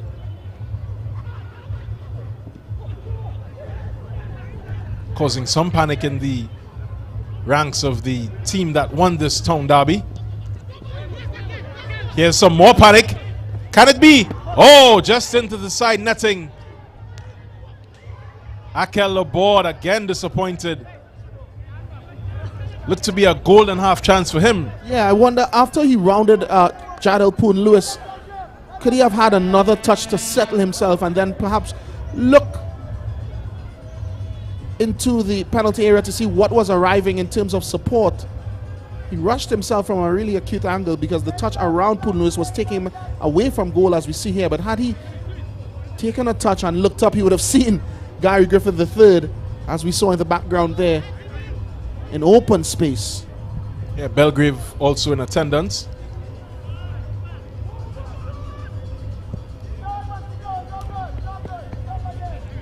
The board just hoping to capitalize on one of these chances. It's been a live wire for them so far. Just needs to tell on the scoreline. The ACPOS number 9.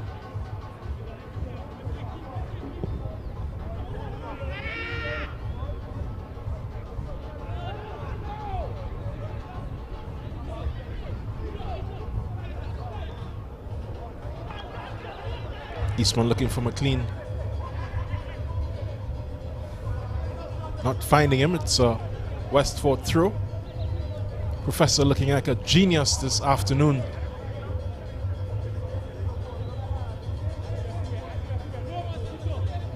Still early days yet. We're only in the 60th minute of this match. It's Punanjaran. Ball is cleared for an AC POS throw.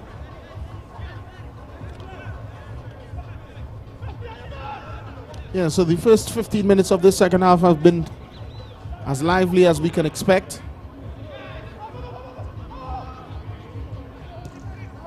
Coach Noriega not looking too worried. He's instructing his players with a very calm disposition.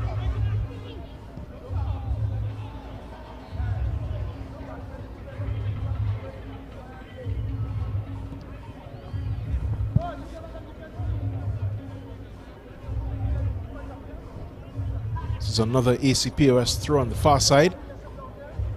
They'll take their time with this one, you'll suspect.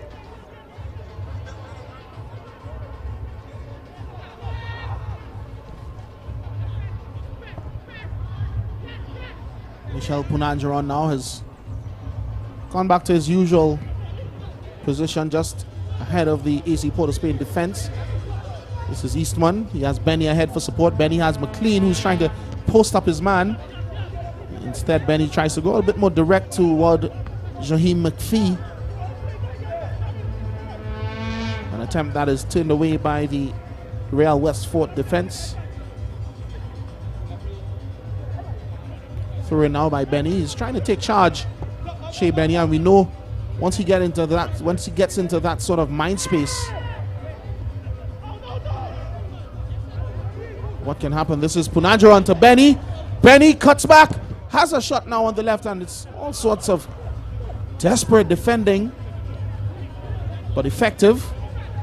Real Westford bring it forward now. This is Cummings stepping inside Punanjaran. He has Jamil Antoine, and further left is GG3, but it's cut out now by Mirez. Mirez looks ahead. That's not going to connect with McLean.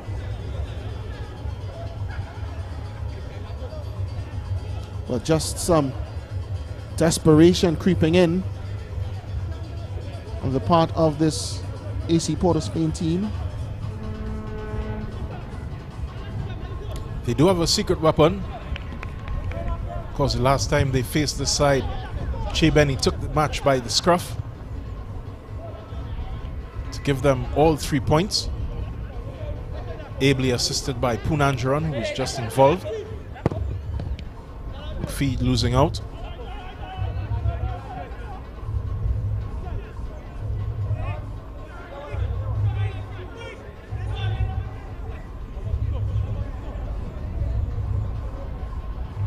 AC Port of Spain throw in here.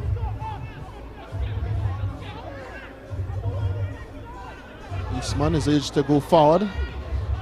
Can only get it as far as Westford's Rashawn Murphy. He plays this one into Laborde. Good turn, and he's spotting GG3 all alone.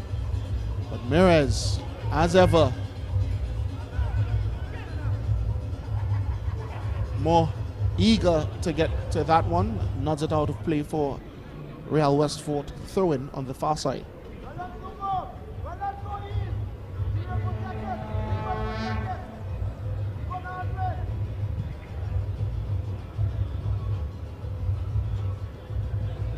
Jamal Burke onto the head of Laborde. This is Josimar Belgrave again. Gets it now to Cummings. And what a finish that was. As cool as ever, Karen Pest Cummings. Some dogged work there from the Westford team along that left side to make a throw-in into a goal tucked away in the end by Karen Pest Cummings. In the 64th minute, it's Real Westford 3, AC Port of Spain 1. Yeah, Cummings just showing his worth there. Very cool head. In pressure, it's good work from Belgrave to find Cummings in the first place, and a little dink there from the Westford captain to make it 3-1 and mark his return with a goal.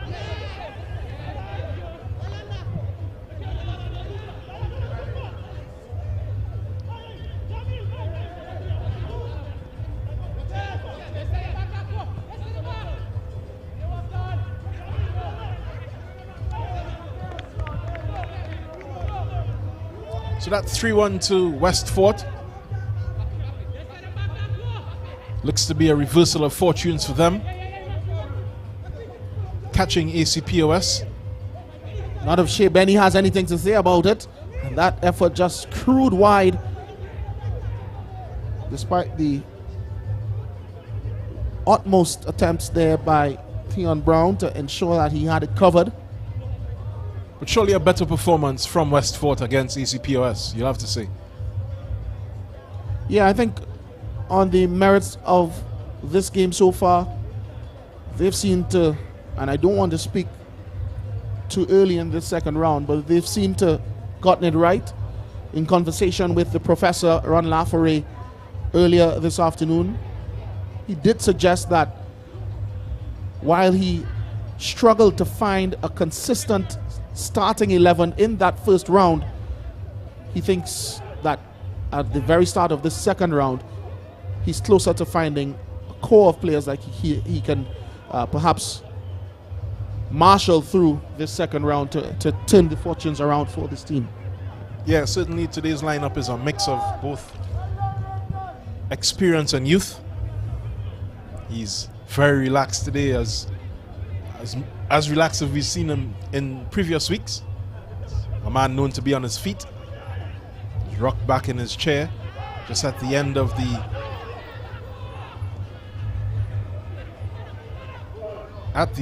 the Westford bench. Yeah, and Ron Lafferay, by no means is he a flustered individual, but we do think that, you know, he's been a bit more controlled and subdued in this match so far, and the story is told in the scoreline. You know, they've come back from a goal down with one just at the very end of the first half, and then two more to put them into cruise control, it would seem, in this one, although AC Port of Spain cannot be counted out. Certainly not with the quality that they have in their squad. They did have the beating of this Westford side earlier in the season. Just looking a bit behind in certain areas this evening. But here comes Akel the board. Hoping for company. That's good skill from him. Look up, there's only Belgrave in the box. The board tries to get through two. He's upended. Referee thinks it's fair. Punanjaran spreads it. That ball is just cleared by the Westford defense. It's back to Punanjaran.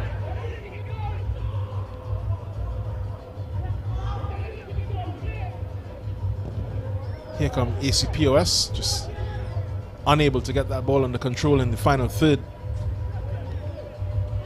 Referee O'Brien calls on the physios. Looks to be a substitute. Man on the floor is GG the third. He's had his best game for the tournament so far. 2 assists to his name. Showing some good skill, great confidence. Some players can get in their own heads. They sit on the bench for most of the season, but he's shown no lack of confidence to help his side get back into this match. Akel the board, of course, one of those players looking to make his mark as well. Still in this match, had a couple chances, couple good looks at goal, couple half chances and good opportunities. Still can improve. We're in the 69th minute of this match as we see GG3 being removed by stretcher.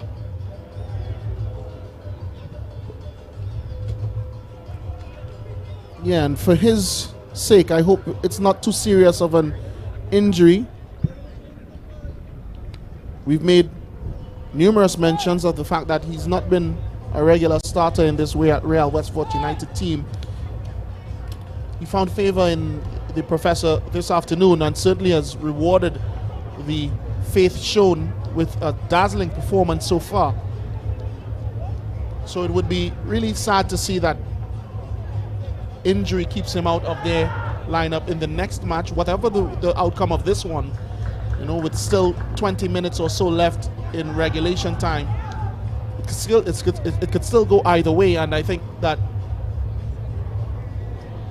GG3 will be certainly crucial to whatever favors they have moving forward in this competition. As we see the substitution being made immediately, Gary Griffith III will play no further part, and in is Josiah Joseph.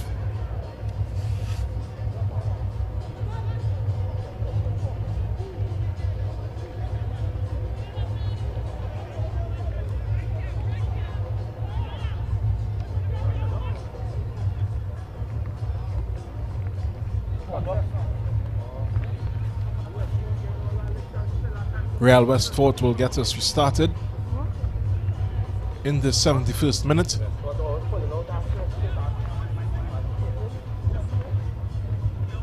It's good football by Simple. Punanjaran. It's right around to Eastman. Loses 2.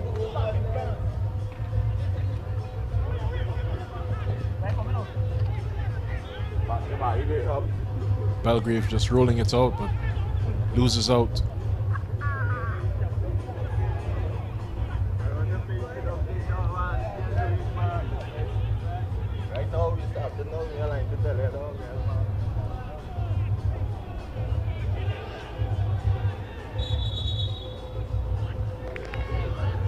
AC Port of Spain throw in upon the intervention of referee O'Brien.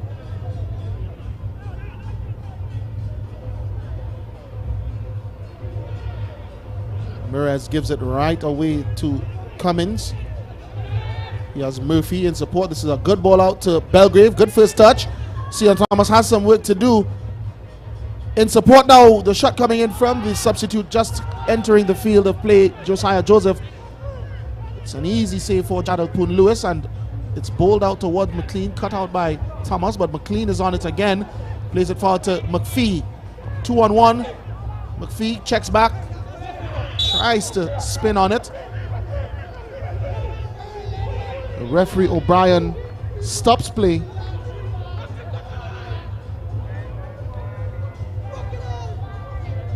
Much to the displeasure of the Real Westford United team, but he's done so to allow treatment for the player on the far side that has gone down for AC Port of Spain. And I'm not quite sure who that is. It looks to be Punanjaran, is it? Or rather Augustus. That's Shondell Augustus. And I mean, although the Real Westford players, they certainly have enjoyed the better exchanges in the last 20 to 25 minutes of this encounter. And that time, after Jaheem McPhee for AC Port of Spain lost his footing, they looked to be ready to launch a counter-attack. But the referee just had to make sure that Augustus was not complaining of a head injury, which it seemed to be. I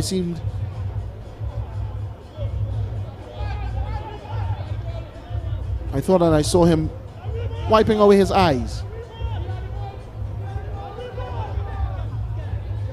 So referee O'Brien just had to make sure. He's done so now, and it's going to be Westford ball. And they can get themselves going again. This is Belgrave. On the outside of him is Antwine. That's a wayward pass, and it's sent back downfield, but it's with Augustus now. He's back on. Moves past his man Burke. Has Benny and McLean across goal, can find neither. Instead it comes back now to Punanjaran. He does well to get it to Mirez. And they're going forward again now. AC Port of Spain through Anthony Charles. This is Augustus checking infield. Still going infield. Good ball to McPhee. Punanjaran. McPhee. Augustus. just as he lost balance, he was clipped from behind, and it's going to be an AC Port of Spain free kick from Che Benny range. Che Benny range indeed. Good work there from Augustus. Keep the play alive.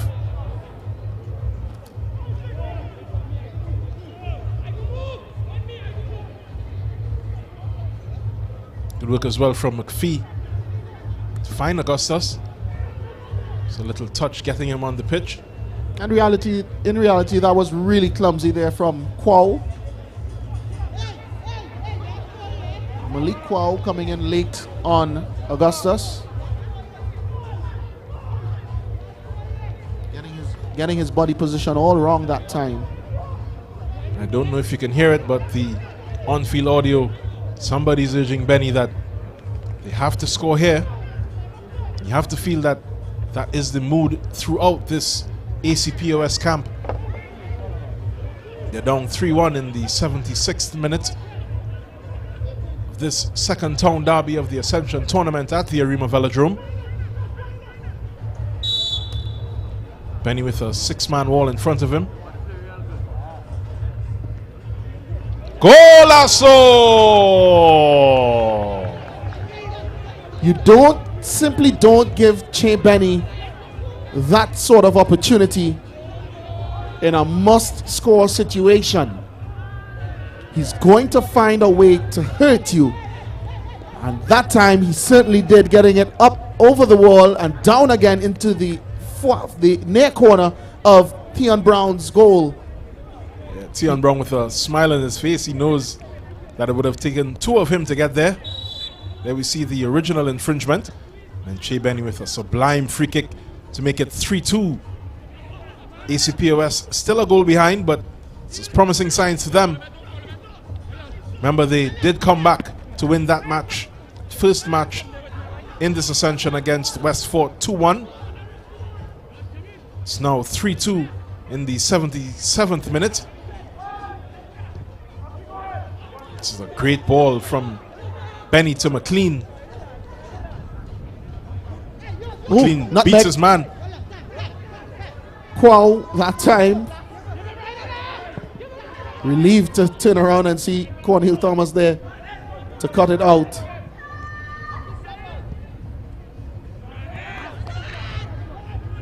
But that time McLean turned on the sauce.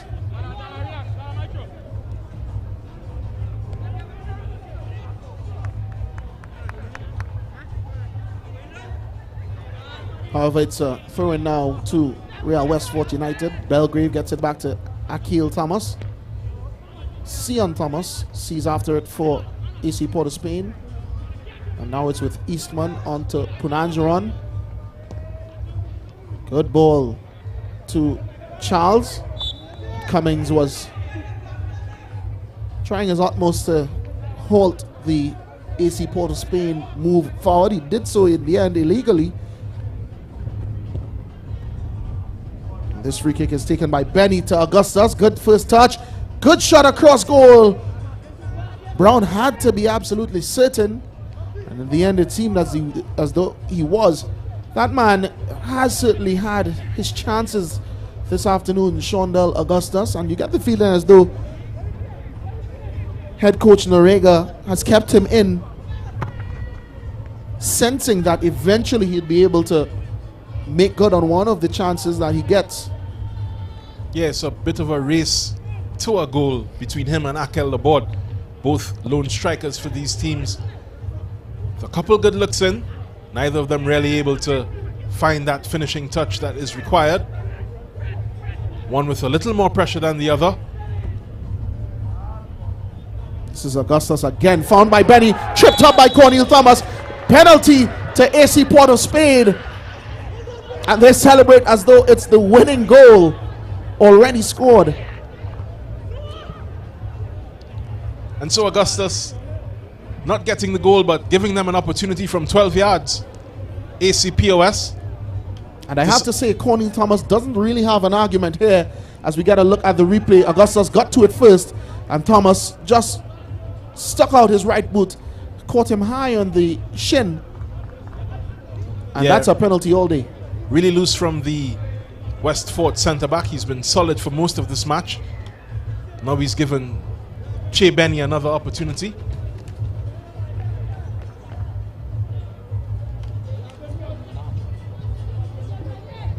He's on a hat-trick, remember. He scored both of AC Port of Spain's goals so far, the first and the sixth. A short while ago, a free kick. This time, he crashes the penalty kick off the crossbar. And Shea Benny holds his head in disbelief. It's still alive, but Cornel Thomas eventually gets it away for Real Westford United. Yeah, the easiest of the three, you have to say, for Che Benny. And now AC Port of Spain will have some defending to do, as it's with Josiah Joseph. This is a good ball in towards Laborde.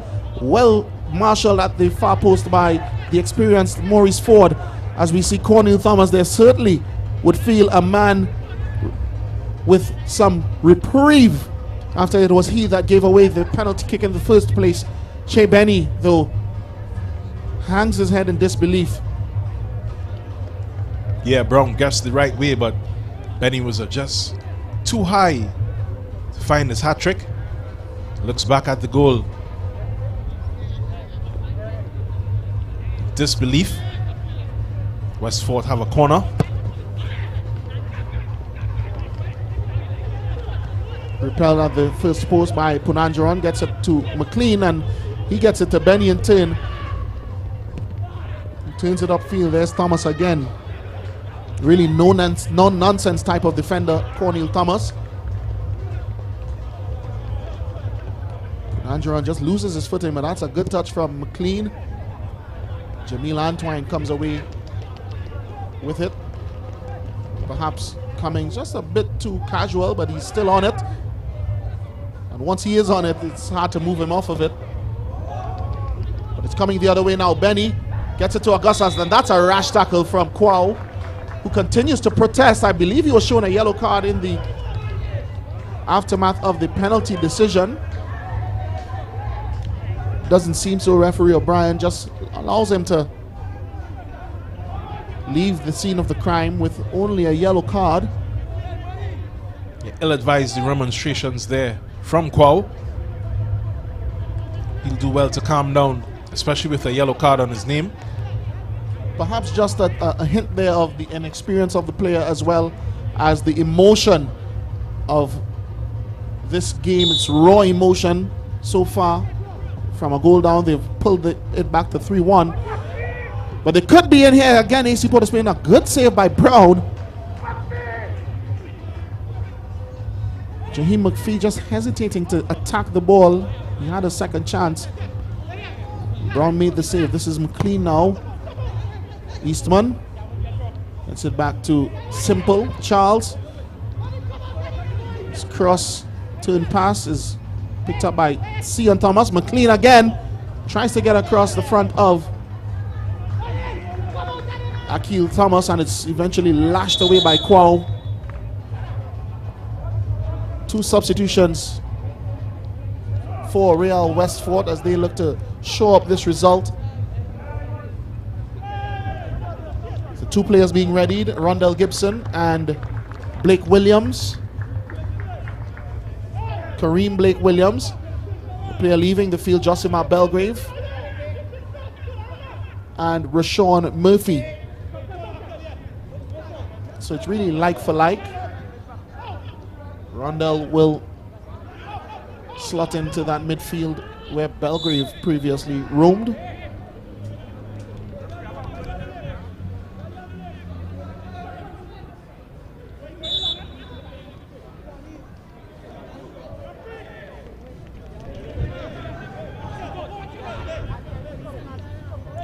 This is another Che Benny free kick.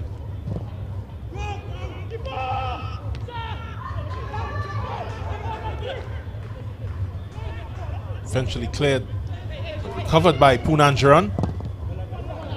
Good defense there by Kieran Cummings. Man called Ball Pest, being a pest in defense as well. Good on him.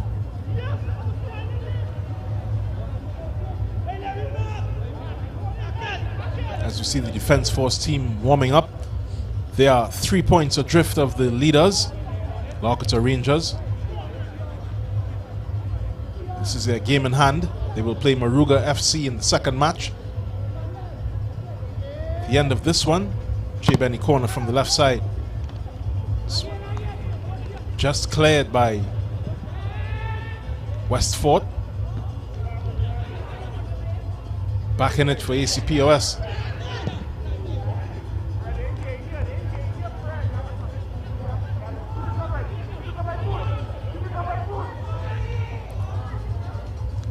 So entering the final 5 minutes of the town derby. What a derby it has been. Real Westford United, after losing the previous fixture 2-1 from a position of a 1-0 lead, actually. They themselves have come back from 1-0 down to lead 3-1 at one point. Now they are 3-2 up, trying to hold off AC Port of Spain in the final minutes. It's with Eastman for Port of Spain, gets it ahead to McLean. He can't feed it back into Eastman. This is Akel Laborde. He'll have to use his lanky figure to hold things up. He gets it to Karen Cummings. This is Blake Williams now, but it's pickpocketed by Punanjaron. For Blake Williams just runs right past it. This is Anthony Charles now for Port of Spain. McPhee wants it. Can't get it. Cornel Thomas just hooves it away. It's going to be AC Port of Spain. Ball retrieved now by Ford. Jardel Poon Lewis urges his teammates forward. He wants to go route one. Does so. Aimed it. Sprayed this one out to Augustus. Can't keep it to himself, and it's coming the other way. This is Josiah Joseph. He's in behind, can't take it on the run before Merez intervenes and is tripped up right under the nose of referee CJ O'Brien.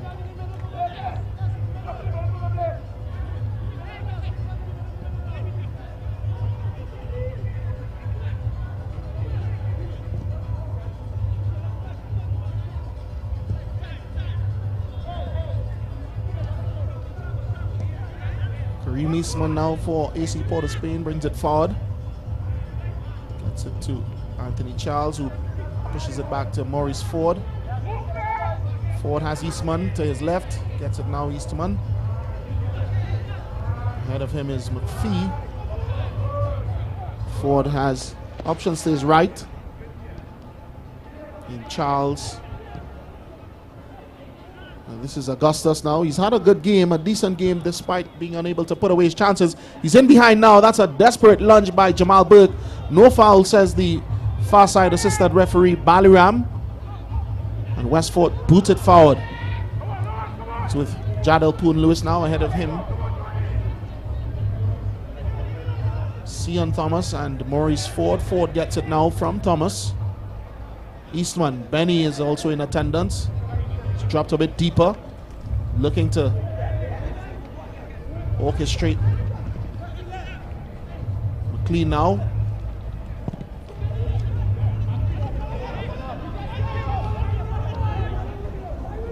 Real Westford United just content to clear it as far up the pitch as they can whenever it's turned over. Asking AC Port of Spain to reset every time. This is a ball drilled into McPhee. It's with Benny now. Augustus and McPhee in close attendance, but he can't connect. Augustus. Rondell Gibson comes away with it for Real Westford, and can they hold on to it? They'll need to.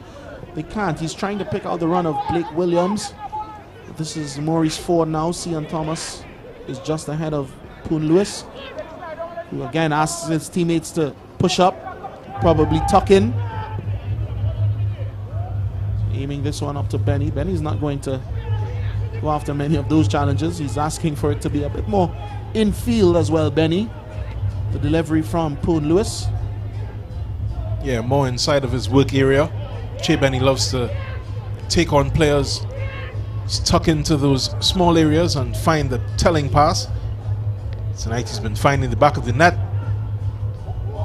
That one just finding the side netting for ACPOS. As Professor gets up to impart some words of wisdom to his team. Yeah, I think that time Augustus needed to be a bit more composed. Good hold-up play from McPhee, and then the back heel set him free. He had options across the face of goal in Poonanjaran rather, as well as McLean looking at the back post. Unable to pick out either of them as he smashed his cross into the side netting. And now Westford just give it away again. This is a ball forward. Thomas rises, Cornel Thomas that is, and it's with Josiah Joseph now. He'll take his time. Plays it wider to Gibson.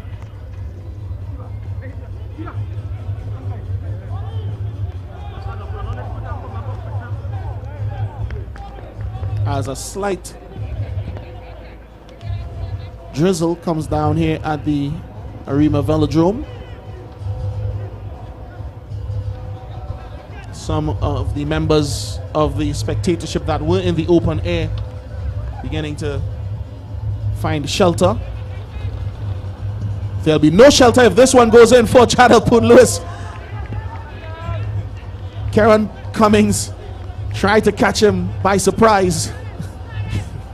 Had to be spectacular from there, Cummings. As we enter the third minute, 3 more minutes of time added on at the end of this match.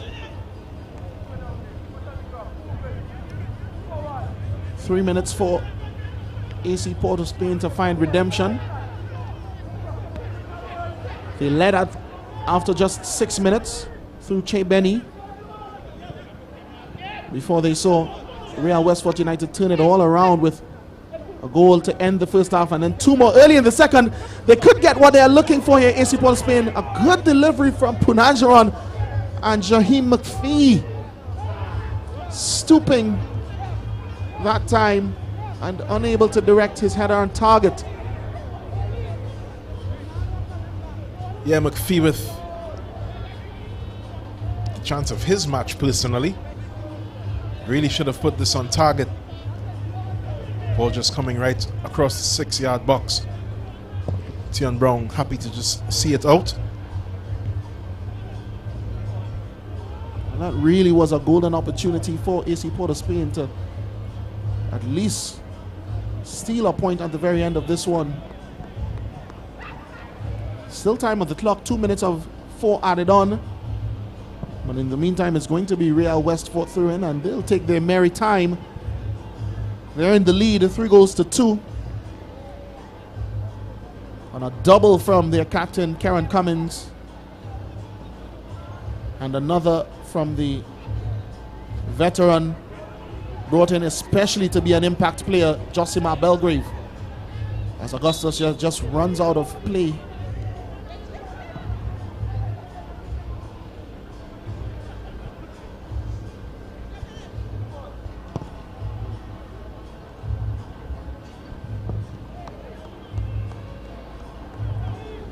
Summarizing thoughts as we enter the final minute of additional time, Jovan. I think we saw a reversal of fortunes in this match. In the last match, Westford were ahead, fell to a defeat to ACPOS. Looks to be Westford coming from behind to beat ACPOS after a very good start by Che Benny for them. Better structure, of course, from Westford. They did struggle with finding the back of the net in that first round, and they've shown their intention. But here comes Benny again. This ball is to Sadale McLean. Back to Benny. Great skill to elude 3 defenders. Can't evade the 4th.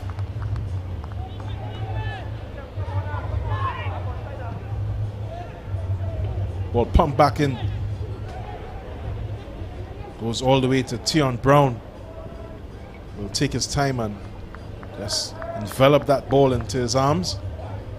Yes, the sort of result that Real Westford United needed, coming off the back of 4 consecutive defeats to end the first round, as the final whistle goes 3-2 it ends in their favor, and I think this win to start the second round of this Ascension tournament is going to do them wonders, not just for their confidence but certainly momentum. They'll need these types of performances against some of the bigger teams. They'll need to grind out results, and certainly they've shown tonight that they can rise from the ashes, coming from a goal down after Che Benny open scoring in the 6th minute to turn things completely around. They looked a bit more comfortable at 3-1 before Benny missed the penalty kick that could have pulled them back level AC Port of Spain, but Real Westport United certainly earned this victory here today. Yeah, and better spirit from them. They went down, and whereas in previous matches when they went down this early, as we see the highlights coming up here, this is Punancharan finding Benny. Benny just getting that deflection, as you can see, just past the defender, wrong footing him, past the goalkeeper, wrong foot him for 1-0 after 6 minutes.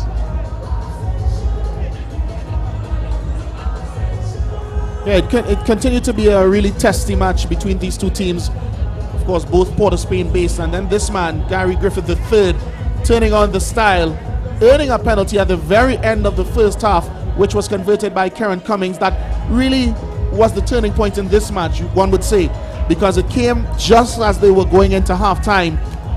It allowed them to restructure, regroup, and then GG3 again instrumental in the second goal that put them into the lead for the very first time in this one at 2-1, tucked away neatly by Josimar Belgrave, and he went right over to the professor, Ron Laferre, to show his gratitude.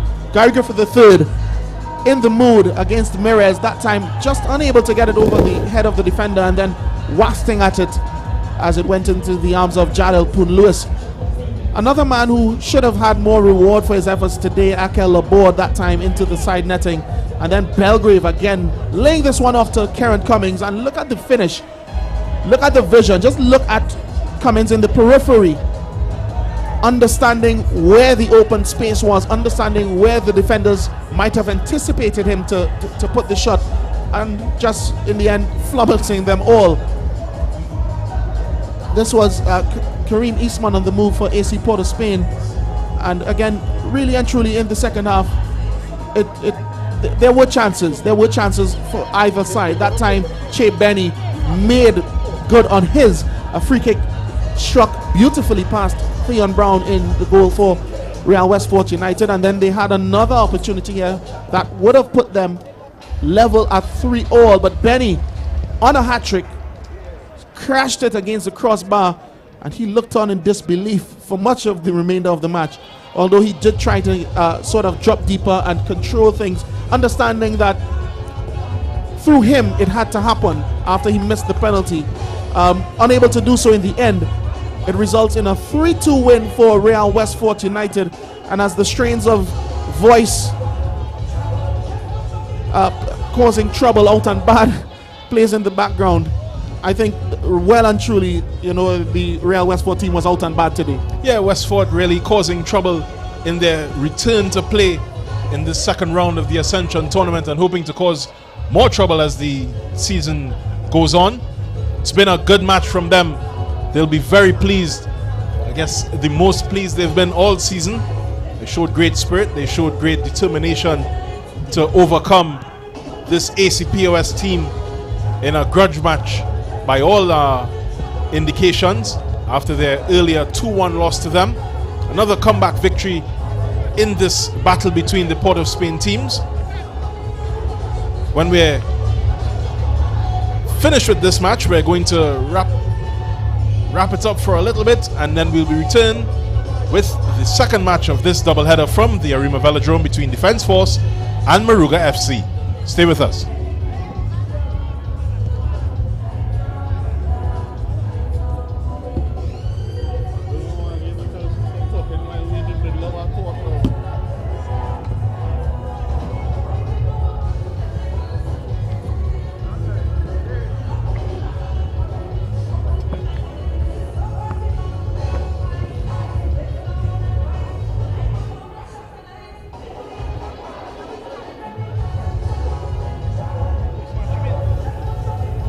Yeah, no post-match.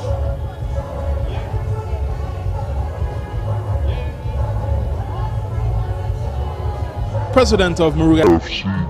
Coach, can you tell me, or manager, can you tell and